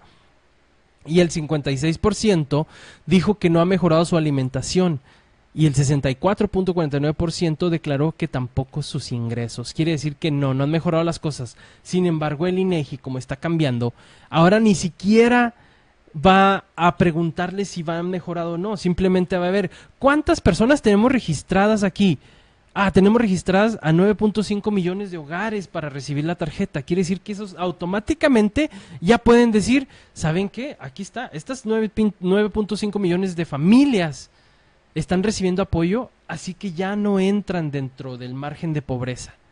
Entonces vamos a borrar a esas familias del margen de pobreza y que creen mágicamente ya no hay tantos pobres en México. ¿Cómo ves, Georgina? ¿Me equivoco o no? No te equivocas, porque fíjate, el Coneval informa que entre el 2012 y el 2014 la población en pobreza pasó del 53.3 a 55.3, es decir, que se elevó en 2 millones más de pobres. Y justamente lo que tú señalas es un elemento fundamental. El ingreso es el rubro en el que no mejoró y en el que el porcentaje de la población que no tiene para comprar la canasta básica, que es, digamos, el punto fundamental. Es decir, el ingreso es la que menos, el rubro en que menos aumentó, y eso hace que la cantidad de pobres pasara en los últimos 2 años de 60.6 millones, que ya habíamos mencionado, a 63.8 millones. Es decir, 1 de cada 2 mexicanos se encuentra en una situación de pobreza. Y ahora, ¿cómo se mide la pobreza según estos como nuevos criterios, no? El ingreso es muy importante y es por eso que en esa cartilla les hicieron consciente que además de su salario de albañil o lo que ganara como vendedora o yo qué sé, la señora de la casa, estaba tal programa, el programa, digamos, hacerlos conscientes de que recibían el programa Oportunidades, también habían recibido el programa de Sin Empleo, aunque sea una entrega solamente en una ocasión, y entonces hacer la lista de todo lo que habían recibido en programas sociales, porque la encuesta que se hizo de esta cartilla social se hace solamente a personas que reciben programas sociales, que reciben beneficios de programas sociales. Y entonces, para que sepan exactamente cuál fue el verdadero ingreso, incorporando al ingreso los programas sociales. Y por otro lado, a los encuestadores del INEGI se les ordena que sean muy incisivos con los encuestados para que ellos puedan, bueno, sí, ¿cuánto gana? Entonces saquen su cartilla social y digan, bueno, en realidad gano tanto, ¿no? Pero en ese total está incluido lo que reciben de programa social, lo que no significa que la persona esté saliendo de la situación de pobreza, porque en realidad el programa social le sirve para paliar un poco la situación de pobreza, pero no lo saca de la situación de pobreza. Por ejemplo, ¿cómo se mide esto de pobreza? La medición de la pobreza se hace en función del rezago educativo, el acceso a los servicios de salud, a la seguridad social, a la alimentación, a la calidad y espacios para la vivienda y los servicios básicos en ella. Entonces, la medición es, pobreza son 2.3 carencias. De todas estas que he enumerado, 2.3 carencias significa que la persona está en estado de carencia. Pero si para pobreza extrema son más de 3 carencias, o sea, a partir de 3 carencias, ya sea en seguridad social, alimentación, calidad y espacios para la vivienda, servicios básicos de la vivienda, si tiene agua, si tiene, ya saben, el piso de tierra o la tiene de mosaico o la tiene de madera o yo qué sé. Entonces, a partir de 2.3 o 3 carencias o más de 3 carencias, entonces la persona está en situación de pobreza o en situación de pobreza extrema. ¿Te das cuenta, Víctor? Claro. ¿Te das cuenta cómo el ingreso es muy importante para que luego esas mediciones que hace el INEGI estén completamente maquilladas? No, y más que eso, o sea, eso estamos hablando nada más de la persona de la que se está hablando de carencia, pero recordemos que también al mismo tiempo con las reformas laborales se agregó que se incluyera a todas aquellas personas que tuvieran un trabajo, el que fuera, aunque fueran menores de edad, los tenían que contar como ingreso familiar. Claro. Y esto es muy importante, ¿por qué? Porque ahora ya ni siquiera dicen menores trabajando o personas empleadas, simplemente aquellas personas que tuvieran una actividad económica. Esto era el cambio, ¿no? Lo cambiaron a personas trabajando a personas con actividades económicas. Así que si tú te estás muriendo de hambre, pero ibas al crucero y te daban dinero, ese dinero lo tenías que contar y es parte de tu actividad económica. Estas son personas ya activas económicamente porque de alguna forma están trayendo ingresos a la casa y esto también lo contaban como los ingresos que tú mencionas, Georgina. Personas que trabajan limpiando vidrios, personas que trabajan lavando carros, o sea, todo tipo de persona que hiciera lo que fuera, aunque no fuera un trabajo formal, si estaba aportando dinero a la casa, era contada como una persona económicamente activa y eso se incluye dentro del ingreso familiar y después nos viene el INEGI. No sé si recuerdes que nos decían, ¿saben qué? La gente, el ingreso familiar mensual en México es de 25,000 pesos. Ajá, exacto. No sé si te acuerdas de eso, ¿no? Que decían, es que en México, no sé de qué se quejan, o sea, no somos pobres. El ingreso mensual promedio es de 25,000 pesos. O sea, la mayoría de la gente quiere decir que ganaba 25,000 pesos. ¿Por qué? Porque estaban contando todo lo que se contaba dentro de ingresos y aparte, obviamente, se reunieron muchos rubros, ¿no? Por ejemplo, gente profesionista la mezclaron con gente que no tiene empleo. Entonces dices, vamos a medir el salario de Juan, que Juan gana 2,000 pesos a la semana, pero lo vamos a juntar con el salario de Pedro, que Pedro gana 30,000, lo sumamos, son 32,000, lo dividimos a la mitad, quiere decir que Pedro y Juan ganan 16,000 pesos cada uno en promedio al mes. Es absurdo. Es totalmente absurdo, es estúpido, y esto es lo que está haciendo el INEGI. ¿Para qué? Obviamente para maquillar los números. Y por acá nos dice un comentario de una persona que nos está escuchando, dice Carla Paniagua, dice, ¿sí es Paniagua? Paniagua, sí. Yo lo que digo es que después de ahogado el niño quieren tapar el pozo. Ya para faltar un año, ahora sí quieren trabajar chido para que el de siempre PRI nos dé a tole con el dedo, dice, y un 10% lo que deben dar, puro pico de perico. Bueno, sí y no, porque no están tratando de tapar el pozo, porque eso sería resolver el problema, y no lo están resolviendo para nada. Están pintando el pozo tal vez de color rosa, como si fuera de Mancera. Pero lo están dejando Pero abierto. sigue abierto el pozo, ¿por qué? Porque sigue cayendo la gente, sigue habiendo gente pobre, no se resolvió nada, simplemente, o ¿sabes qué están diciendo? No se ahogó ningún niño, no sé de qué hablas. Pero el pozo no está tapado. No, claro, porque por ejemplo, digamos, las entrevistas que hicieron con las personas que reciben estos beneficios, los programas que en realidad son electoreros, después nos damos cuenta.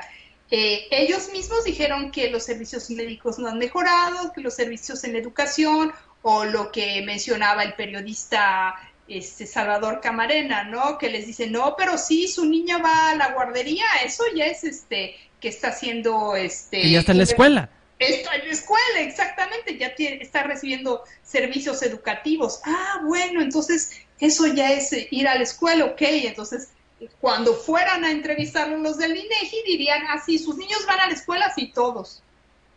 Lo mismo pasa con el señor que dice, no, que cursó hasta 3er grado de primaria.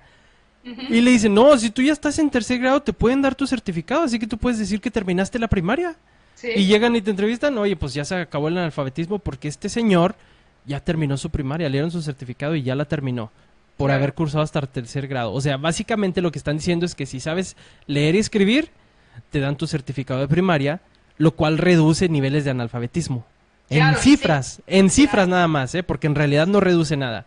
Pero a la hora de hacer un informe, llega el INEGI y dice, miren, si convencieron a, ¿qué te gusta? A 1 millón de personas en decir eso, de que aunque nada más estaban hasta 3er de primaria, si tú vas, te damos tu certificado, ellos ya pueden decir, ese millón de personas puede decir, ya terminé la primaria, y eso hace ver bien al gobierno, ¿no?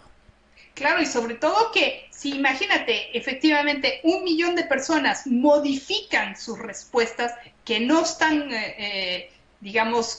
no están en referencia a la realidad, entonces eso modifica los números de la encuesta, por supuesto. Si estamos viendo que hay 2 millones de personas en estado de pobreza, más que la medición anterior, pues si logras que 1 millón contesten lo que tú quieres que contesten, pues eso modifica todo.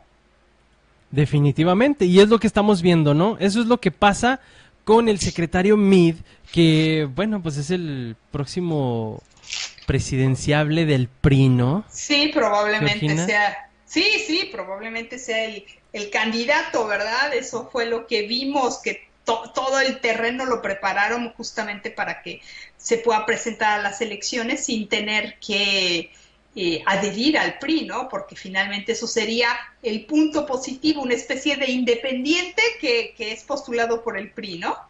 Ándale, o sea, al revés, ¿no? No va a ser un priista que se va de independiente, sino un independiente que se va de priista. Exactamente. ¡Qué ole! El bronco a la inversa. Pues ándale, nada más que pues bueno, se me hace que este es más bronco que el bronco, le tendría más miedo yo a este canijo que al bronco. No sé. ¿A mí? ¿Por qué? Sí, porque siento que es más astuto a la hora de cometer fraudes y hacer estupideces. Sí, eso es cierto, seguramente, porque acuérdate que además fue secretario de Relaciones Exteriores, ha estado de todo, es así como el Joker, ¿no? Que lo ponen en todo. En todos los, en el gobierno del PAN estuvo en Hacienda, luego en el del PRI estuvo en la Secretaría de Relaciones Exteriores, estuvo en Sedesol, ahora lo regresan a Hacienda y será seguramente su próximo candidato. Así es. Aunque, y pues justamente, ¿sí? de los candidatos hablan de 4, ¿no? Que la Caballal está un poco flaca, yo diría, ¿no? Pero se habla de José Narro, el ex rector de la UNAM, correcto. De Aurelio Nuño, perdón. El niño que no sabe leer, Miguel Ángel Osorio Chong y finalmente José Antonio Meade Curibreña. Así es. Bueno, ¿y qué tal al canciller? ¿Él no cuenta ahorita, Videgaray? No, dice que no, él no, que ella dijo que no. Que no, y que no, ¿verdad? Ya dijo 3 veces que no.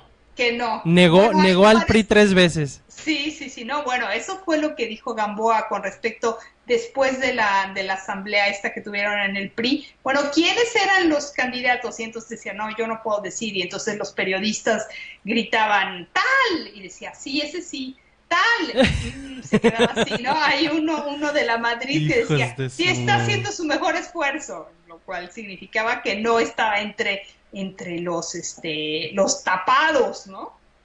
Terrible la situación al respecto. Pero bueno, eso es lo que nos lleva precisamente al siguiente punto, ¿no? Aunque bueno, antes de cambiar, falta uno, Manlio Fabio Beltrones. Ah, pero yo creo que eso sería del otro PRI. Ándale, a eso iba precisamente. ¿Por qué? Porque Manlio Fabio Beltrones es el que se vio por allá con el Frente Amplio Democrático, ¿no? Entonces, o sea, ya nos están confundiendo. Entonces, el PRI va a mandar a Mid. Ajá. Porque es lo más posible, es el más limpio. Porque José Narro dice, no, es que él tiene perfil porque fue rector de la universidad. Pero pues vean quién es José Narro. O sea, pregúntenle a la universidad, a ver, a los universitarios. A lo mejor los profesores dirán que sí, ¿verdad? Pero si le preguntas a los universitarios, y no querían a José Narro. Hubo varias broncas en el momento cuando él era rector de la universidad. Entonces, no creo que sea bien visto, al menos por la juventud, José Narro. No creo, no creo. Definitivamente. O sea, yo creo que el poco prestigio que le quedaba a José Narro se le acabó completamente al irse de secretario de salud del PRI. Porque además José Narro yo creo que ya hace unos 40 años que no ha hecho una receta, o sea que sus conocimientos de medicina como para ser, digamos, un administrador de la salud pública en México, yo creo que están bien lejos de sus competencias actuales, ¿no? Después de tantos años de ser secretario general de la UNAM y luego rector, pues obviamente no estaba en contacto directo con la problemática de la salud pública. Oye, pero José Narro baila bien bonito, Georgina. Ah, sí, tú ya nos mostraste que le encanta eso del baile, ¿verdad? Pues ahí no estábamos viendo el comercial precisamente cuando se va a la Secretaría de Salud, donde a lo mejor es una cosa buena, mira, ahí está bailando.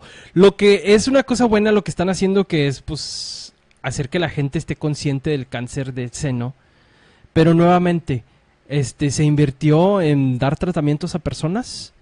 No. ¿Se invirtió en más hospitales? No. ¿Se invirtió en más camas para los hospitales, más medicamentos, más maquinaria? No. ¿Algún nutriólogo que ayude con el cáncer de seno? No.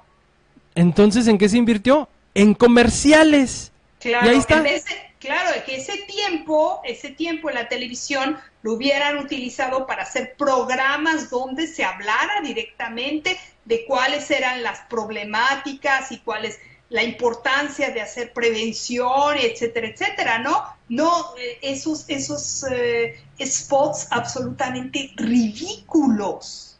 Totalmente. Y es lo que vemos ahí. Entonces, quiere ser tu presidente, Georgina. No, qué horror, Víctor. Qué horror. Fíjate. Sí, pero bueno. Pero además como que les encanta la danza a estos que están en la salud pública, porque no es el único. Baila muy mal. Alguien que se lo diga, que baila muy, muy mal, que se ve ridículo, que ya no tiene... Bueno, pero ahí a lo mejor podemos culpar al coreógrafo, ¿no? Porque ahí están todos bailando igual, así que ya no sabemos ni qué onda. Claro, pero está también el director del IMSS. Ajá, Miquel Arriola, por ahí pasa de vez en cuando, que también no ha hecho muy buen trabajo y hasta se me hace raro que no ande también. Ah, bueno, sí andaba también por ahí, ¿verdad? Entre los posibles candidatos. Ah, bueno, eso... Sí. No, yo creo que no, ese sí se queda muy atrás. Pero José Narro, de verdad, a mí me parece que toda la poca o mucha credibilidad que hubiera tenido por haber sido rector de la UNAM, lo perdió. La perdió completamente, esa credibilidad. Por culpa de ese baile. No, por haber aceptado ir irse de achichincle ahí al IM, digo, a la Secretaría de Salud. De Salud, sí. No es al IMSS, perdón. A la Secretaría de Salud, exactamente. Y bueno, pues esto es lo que nos lleva precisamente al final, ¿no? De cómo estas personas, los amiguitos de fulanito, los amiguitos de no sé quién, están causando conflictos de interés, ¿no? Es un tema recurrente. Aquí hablamos mucho de ética y hablamos mucho de conflictos de interés. ¿Por qué? Porque en México, vamos a decir algo, una paradoja. En México no existe el conflicto de interés, aunque lo vemos todos los días. ¿Me equivoco? Es decir, Víctor, ¿cómo que no existe el conflicto de interés? Todo el tiempo lo estamos viendo. Bueno, no existe el conflicto de interés, Georgina, porque no hay nadie que se encargue de regularlo para empezar. O bueno, perdón, sí hay alguien que se encarga de regularlo. En este caso, es Virgilio Andrade. Bueno, sí, claro, entonces no existe el conflicto de interés. Exactamente. O sea, lo que está pasando aquí es que sí, lo vemos todos los días, vemos que están pasando cosas que no deberían pasar. Ahorita le explicamos un poquito a la gente a qué nos referimos. Pero cuando la persona que se encargue de revisar que lo que está pasando esté pasando o que no pase o por qué está pasando, valga la redundancia, resulta que viene y nos dice, no existe el conflicto de interés. Y vamos a entrar aquí pues a ver a Enrique Peña Nieto, ¿no? Él es el centro del conflicto de interés por todos lados. Así de sencillo. Vamos a empezar con ¿qué te gusta? ¿Con la Casa Blanca? Sí, empecemos por la Casa Blanca, Víctor. La Casa Blanca. Resulta que Peña Nieto tiene un compadre que tiene una constructora que se llama Grupo IGA. ¿Es correcto? O sea, sí dijeron que era su compadre, ¿no? Sí, por supuesto. Y si no, entonces, lo hacemos su compadre. Y si no, pues ya son compadres, ¿verdad? Sí. Pero fue hasta la boda de su hija y apadrinó no sé a quién, así que sí, son compadres. Bueno. Resulta que estos compadres se hacen amiguitos y son muy amiguitos. Entonces, la ley en México nos dice, en el código, digamos, en la ley de servidores públicos, que no puedes tú contratar familiares y no puedes contratar amigos y no puedes realizar ninguna contratación de alguna persona que crea que pueda causar un conflicto de interés. Y explica, o sea, cómo que afecte el negocio. Y eso es todo lo que viene. No te explica bien qué es un conflicto de interés. Para empezar. Nada más dice eso, no puedes contratar a nadie. Y dices, bueno, oye, sí está en la ley. La ley de servidores públicos nos dice no puedes tener conflictos de intereses. Y si tienes uno, lo tienes que avisar, incluso hasta un año después de que estés trabajando. Oye, pues qué chingón, ¿no?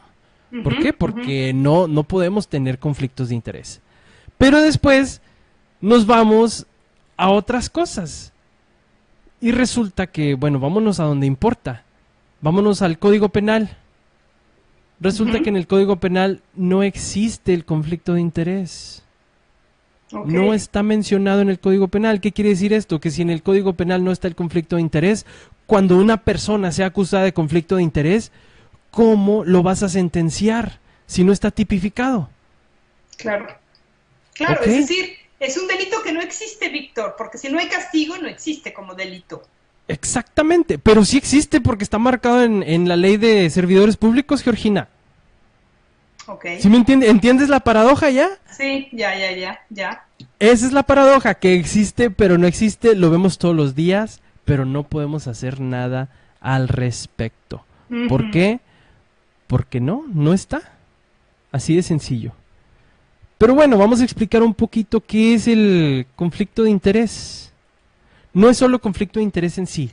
Esto se llama nepotismo, amiguismo, tráfico de influencias.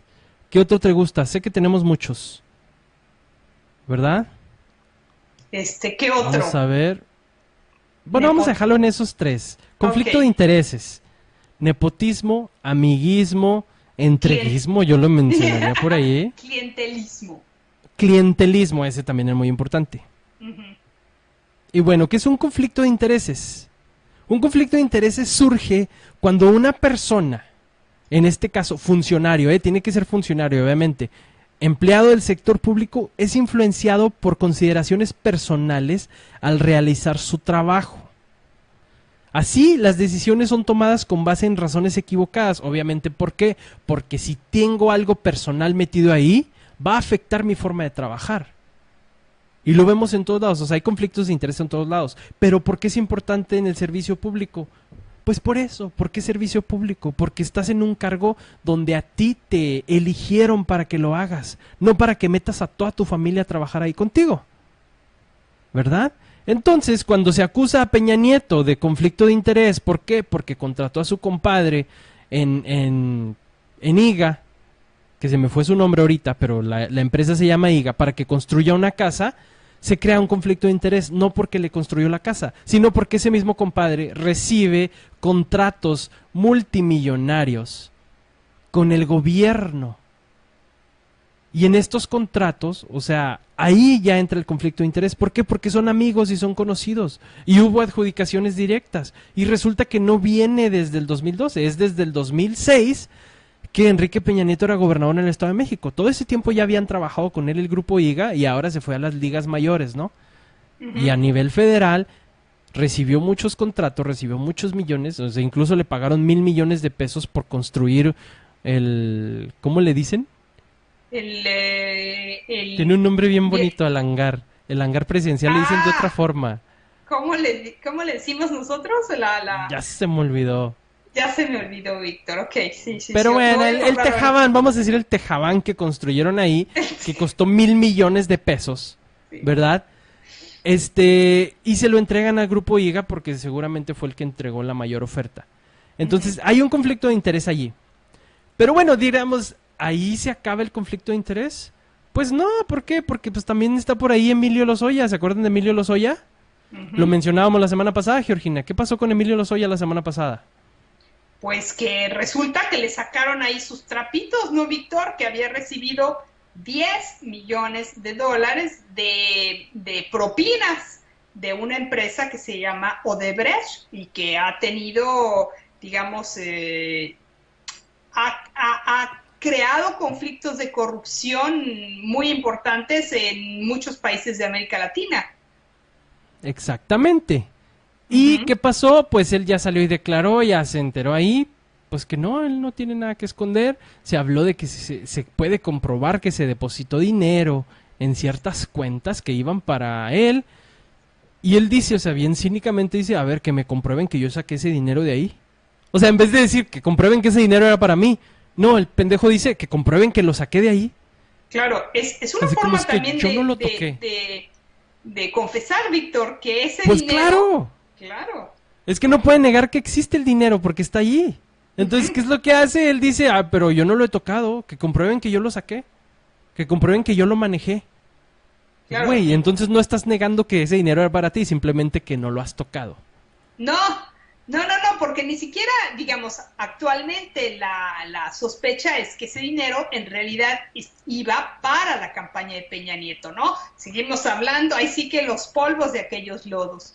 Pero que al decir que me comprueben que yo saqué el dinero, está diciendo implícitamente que se acepta que ese dinero fue depositado en esas cuentas, ¿no?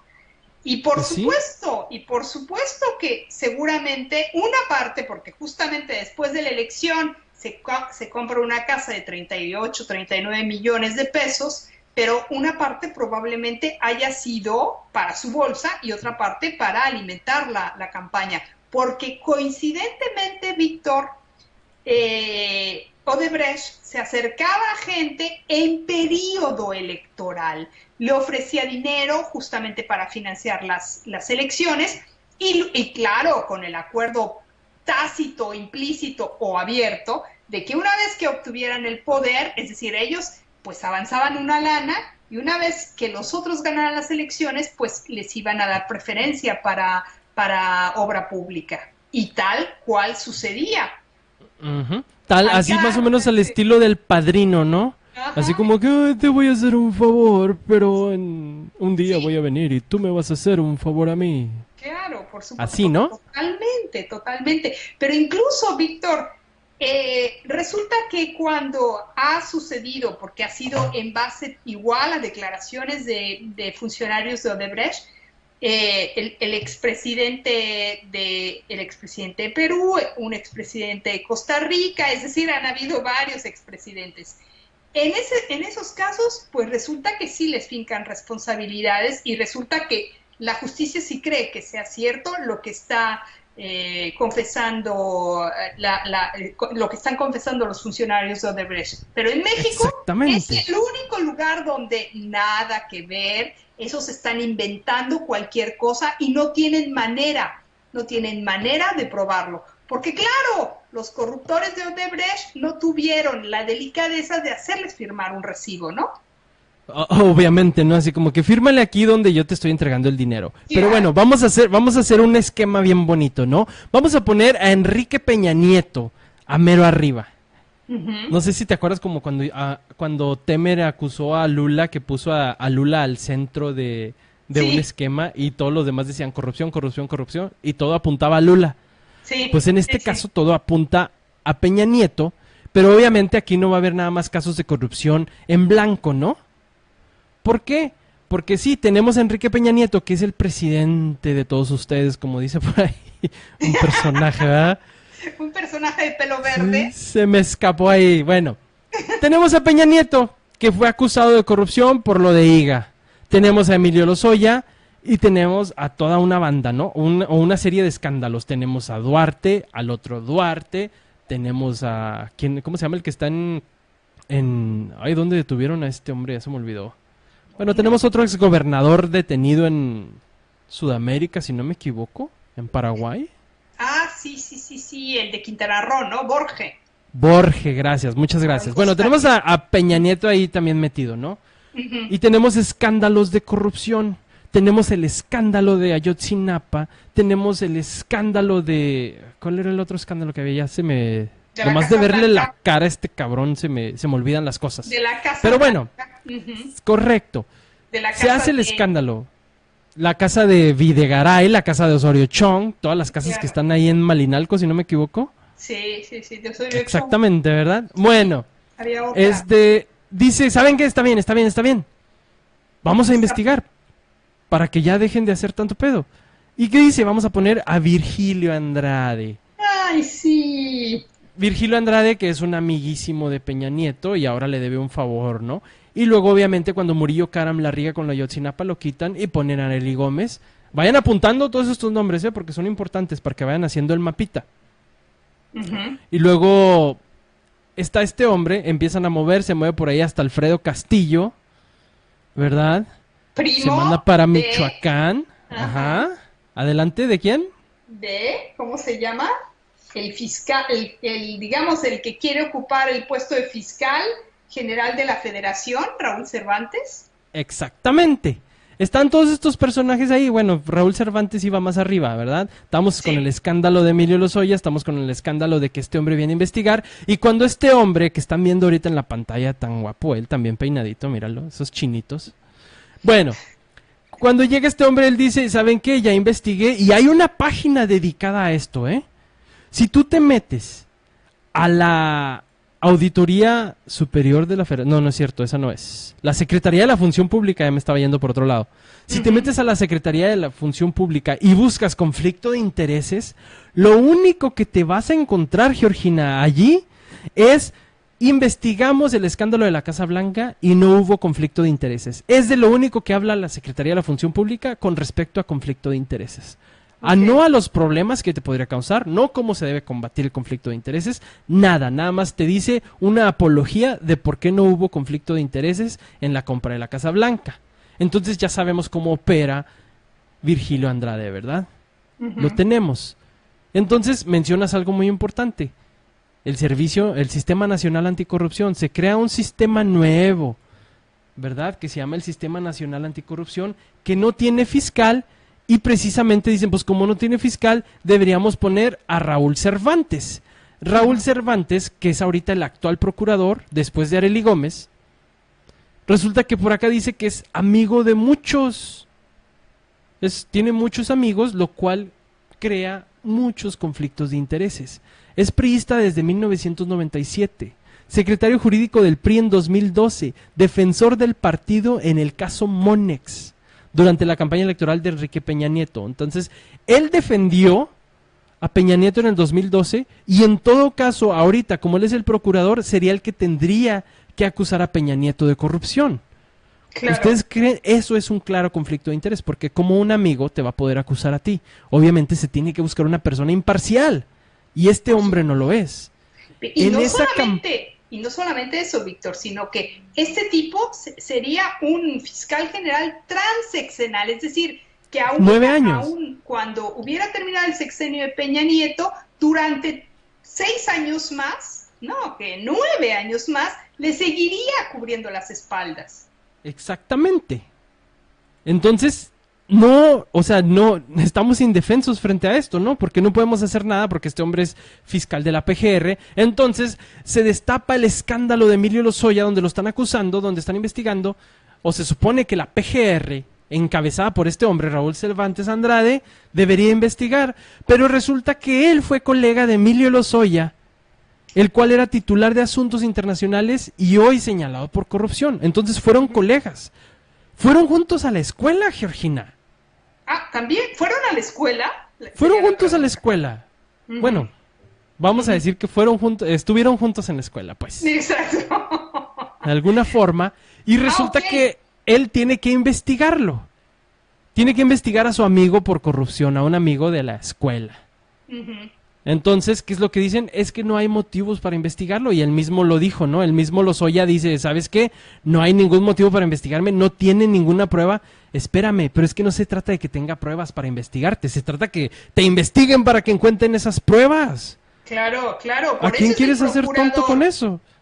Por Exactamente. eso es el fiscal, es el que debe llevar a cabo las investigaciones. No son los brasileños los que tienen que presentar las pruebas. Ellos tienen las confesiones, ¿no?, de los funcionarios de Odebrecht. Y en base a esas confesiones se tiene que hacer la investigación. Y en base a esa investigación decidir si el señor es culpable o no es culpable. Pero como tú dices, es imposible creer que este amigo de la infancia va a investigar a Lozoya. Es imposible. Exactamente. No lo va a investigar porque, pues porque es su amigo y es amigo de Peña Nieto y todos amigos juntitos están trabajando y Peña Nieto escoge quién lo vigile, quién lo investigue y quién lo meta a la cárcel. Y si expone a sus amigos, ¿quién lo va a meter a la cárcel? ¿Quién le cuide las espaldas después de que ya no esté? Claro, y en este caso, otra vez, es Raúl Cervantes Andrade, que si es nombrado fiscal anticorrupción, queda ahí por 9 años. Pero ahora vamos al Sistema Nacional Anticorrupción. Se inaugura el Sistema Nacional Anticorrupción y se intenta poner a este hombre y ahí sí hubo medio peleas y no se pudo. No pudo entrar. Así que se inaugura el Sistema Nacional Anticorrupción sin fiscal. Y bueno, dicen, oye, pero, o sea, la gente rápidamente, que también hay consejeros ciudadanos, que esa es una parte buena de ahí, pero ninguno de ellos está de acuerdo. ¿Por qué? Porque empezaron investigando un posible conflicto de interés y dijeron que no había conflicto de interés. Así rapidito decidieron los consejeros que no había, la consejera ciudadana dijo que no estaba de acuerdo, que ahorita no tengo el nombre. Pero entonces, después de esto, dicen, pero no se preocupen, o sea, ¿saben por qué sí puede funcionar? Porque el Sistema Nacional Anticorrupción tiene un consejo y el consejo puede tomar decisiones sin necesidad de que esté ahí el fiscal y puede hacer investigaciones y todo eso. Así que sí puede funcionar, no hay ningún problema con eso, vamos a hacerlo, ¿no? Y la gente pues no está de acuerdo, pero pues ya que no, o sea, ahí nos quedamos. Pero resulta que se inaugura este Sistema Nacional Anticorrupción y dentro del consejo tenemos a otro personaje muy cercano a Peña Nieto. ¿Qué tan cercano a Peña Nieto? Pues resulta que en el Consejo, en el Sistema Nacional Anticorrupción, los nuevos que van a investigar a los corruptos, que deberían ser personas intachables, nos ponen a Arely Gómez, Georgina. ¿Otra vez? ¿Cómo ves? No, pues sí, es imposible que pueda tener credibilidad. Es imposible.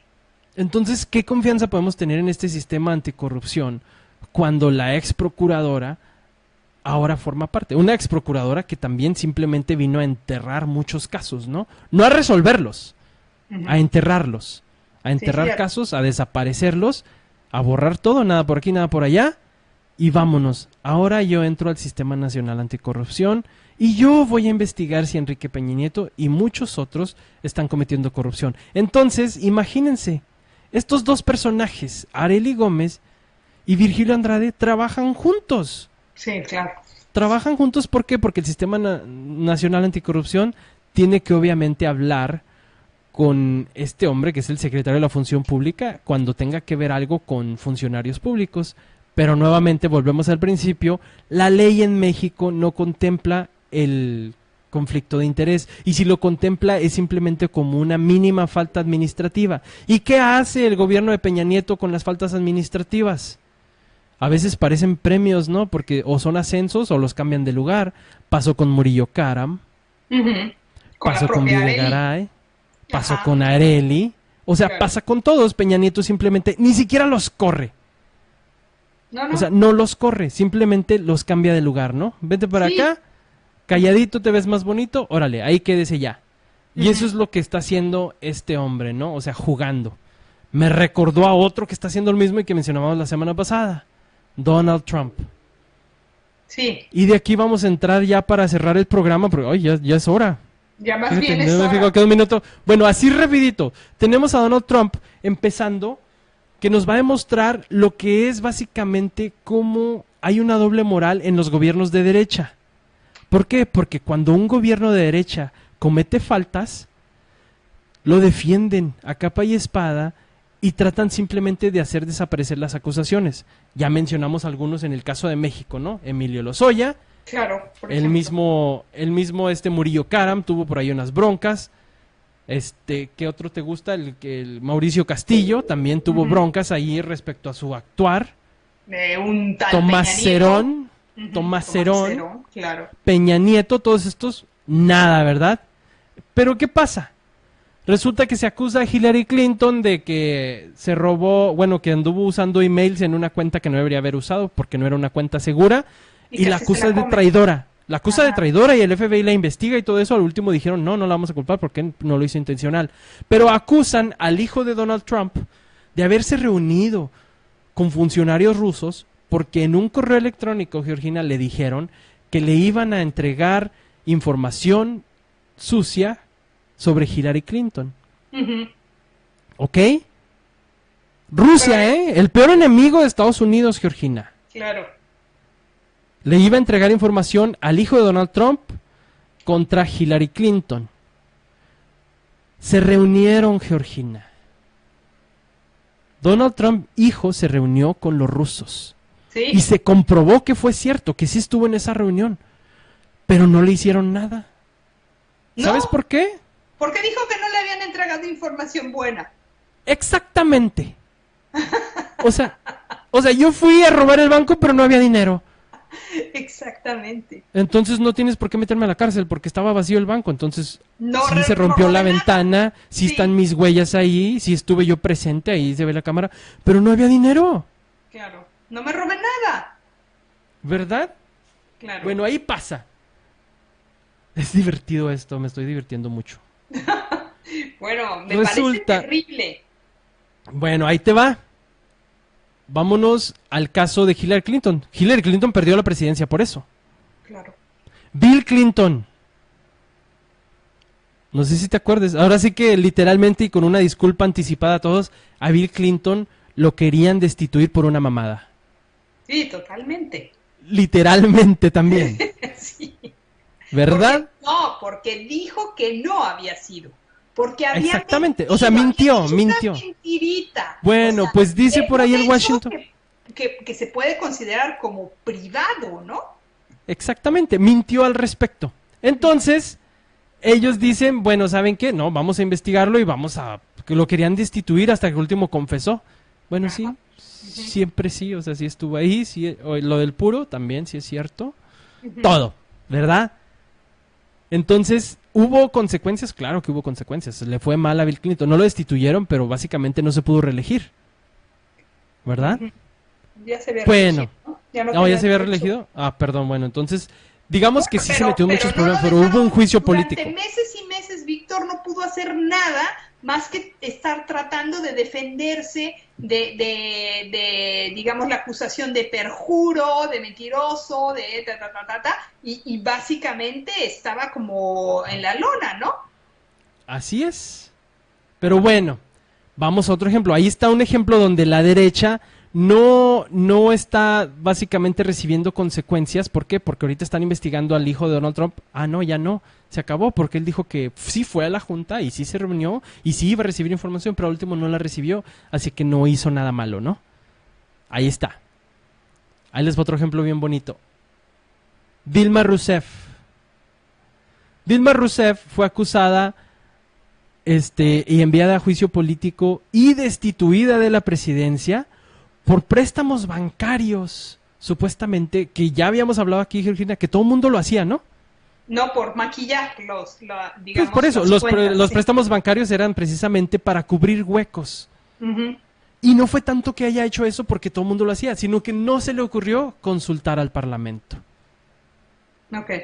Entonces, por eso, le hacen juicio y básicamente deja de ser presidenta y entra Michelle Temer. Oye, pero Michelle Temer no estuvo involucrado en Odebrecht. ¿No ha seguido saliendo información donde personas muy cercanas a él están involucradas con Odebrecht? Ah, pero él es de derecha. A él no le pasa nada. No, bueno, pero es obvio, Víctor, que tiene apoyos nacionales e internacionales que lo sostienen ahí porque es señalado como uno de los principales, digamos, corruptos de toda una red de corrupción que se tejió en Brasil en torno justamente de Odebrecht y de otras muchas, inversiones, ¿no? Amañadas de la petrolera, de brasileña, etcétera, etcétera. Pero a él no lo tocan. Exactamente. Pero ¿sabes a quién sí tocaron? A Lula. A Lula, exactamente. Claro. ¿Qué le pasó a Lula? Pues sí, lo están acusando de corrupción, ¿no? Así es, porque un recibió 1.1 millones de dólares de una empresa llamada OAS. Ajá. Pero no se lo dieron en efectivo, sino que le entregaron en departamento, bien equipado, todo eso, y dijeron, bueno, pues eso es corrupción, que no se comprobó, pero Lula podría pasar 9 años en prisión por eso y no puede ser candidato, ¿verdad? Sí, finalmente ese es el objetivo, porque si Lula se presentara aún con esas acusaciones, saben que ganaría la elección. Claro, definitivamente. Uh-huh. Vamos a otro. Entonces vemos cómo los de izquierda sí enfrentan cargos, sí enfrentan destituciones, todo eso, y los de derecha simplemente se lo barren. Sí, claro. Otro ejemplo, Macri. Tenemos a Macri, Panama Papers, ¿te suena? Sí, por supuesto, que tenía dos sociedades offshore. Uh-huh. Exactamente, pero la AFI, o sea, la Asociación Federal de Investigaciones de Argentina, su titular Sebastián Casanello dijo, no, yo no vi nada, todo estuvo bien, todo lo que hizo Macri estuvo bien, nada fue ilegal. Uh-huh. Así de sencillo. Pero ¿a quién sí traen en chinga todavía? Y con varias acusaciones ahí mismo en Argentina. Sí, a Cristina Kirchner. Cristina Fernández de Kirchner. Cristina Fernández también fue acusada por apoderarse de forma ilegítima de recursos públicos y por asociación ilícita. ¿Sabes cuál es el último de hace unos meses y que creo que de todos modos fue elección y de todos modos va ganando, pero están ahí como que jaloneándose con eso? Que también se dedicó a abuso de poder. Bueno, claro. Y están obviamente golpeteándola ahí feo, ¿no? Entonces esto me lleva a ver así como que estos personajes de derecha son unos cínicos de primera y toda aquella gente que los apoye también. O sea, porque si te estás quejando de que uno es corrupto, pero después uno de los que tú apoyas también resulta corrupto, también deberías quejarte de ese corrupto, no nada más de los corruptos que están del otro lado de la barda, ¿no? Claro, por supuesto, hay que ser, en ese sentido hay que ser ecuánime y la corrupción hay que señalarla en todos los sentidos, hay que ser intransigente con la corrupción, ¿no? Así es. Y bueno, pues Víctor, creo que el tiempo ya se nos terminó. Ya nos vamos. Ya nos vamos y bueno, pues nos quedaban muchas cosas pendientes, ¿no? De las cuales hablaremos una próxima vez. Y una de esas es justamente algo que sucedió en el Distrito Federal esta semana, que me parece que es importante y que sí merece un tiempo para analizarlo y comentarlo. Fue la elección de coordinadora de Morena en el Distrito Federal de Claudia, bueno, la elección, ¿no? Que hubo, la elección. No hubo elección, ¿eh? No hubo elección. No, la designación, la manera Tampoco fue designación. Entonces, eso suena de dedazo, Georgina. Sí, entonces no designación, nombramiento, encuesta. Encuesta. Que yo creo que también tendríamos que hablar de eso de manera más vamos a detenida, hablar ¿no? de eso. Sí. Definitivamente, porque bueno, no nos vamos a adelantar, vamos a dejarlo para la próxima semana porque ya es tarde y si no nunca vamos a terminar. Así es, Claudia Sheinbaum queda como la representante coordinadora. Eso es. Ujú. De la Ciudad de México. Esto es, pues, ¿para qué? ¿Te fijas? O sea, de la situación en la que nos ponemos. Bueno, hubo por ahí una encuesta para decir qué persona era la más idónea para coordinar los trabajos en la Ciudad de México respecto a todo, al funcionamiento de la ciudad. Y Claudia Sheinbaum queda en primerísimo lugar, en segundo lugar queda Martí Batres y en tercer lugar queda Ricardo Monreal, así que ella es ahora nuestra coordinadora en el partido. Bueno. Eso es lo que pasa. Ujú. Cualquier otra cosa serían actos anticipados de campaña. Lo dejamos así, ¿no? Sí, por supuesto, pero eso ya ¿Verdad? es formal, ya está formalmente oficializado, ¿verdad? Ya, definitivamente. Ujú, Bueno, ujú. no sabemos, ¿verdad? Porque todavía no es tiempo, pero por lo pronto ese nombre es el que suena.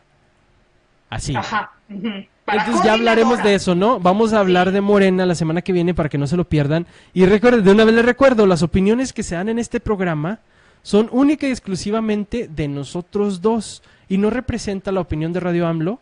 Sí representa la opinión de Nonsense, diría yo, porque pues nosotros lo manejamos. Pero no representa la opinión de Radio AMLO. Ni creo que estén de acuerdo con esas opiniones. Y ya lo verán la próxima semana. Vamos a hablar con la verdad y no nos vamos a andar con jaladas como lo hacen otros, ¿no? Si estamos viendo cosas que no están bien hechas, tenemos que señalarlas, si no somos unos hipócritas, ¿no, Georgina? Sí, por supuesto, ya estás anunciando el color de la próxima semana, Víctor. Para que no se lo pierdan, porque va a estar bueno y a lo mejor hasta nos ok. cortan la señal. No es cierto. Bueno, no, eso sí hay libre expresión. Así que nos vemos el próximo sábado, vamos a hablar de eso, de elecciones y de candidatos y de todo eso, que todavía no es tiempo, pero pues ya andan sonando ahí. Si no, vean los Facebooks y verán. Así es. Bueno, nos vemos el próximo sábado a las 2 de la tarde. Muchas gracias. Soy Víctor Candelas. Bueno, Víctor, fue un placer estar nuevamente compartiendo este espacio contigo y bueno, nos vemos la próxima semana. Así es. Muchas gracias a toda la gente que nos acompañó también por el radio. Nos vemos el próximo sábado a las 2 de la tarde aquí en Nonsense Informa por Radio AMLO. Que pasen una excelente tarde. Hasta luego. Hasta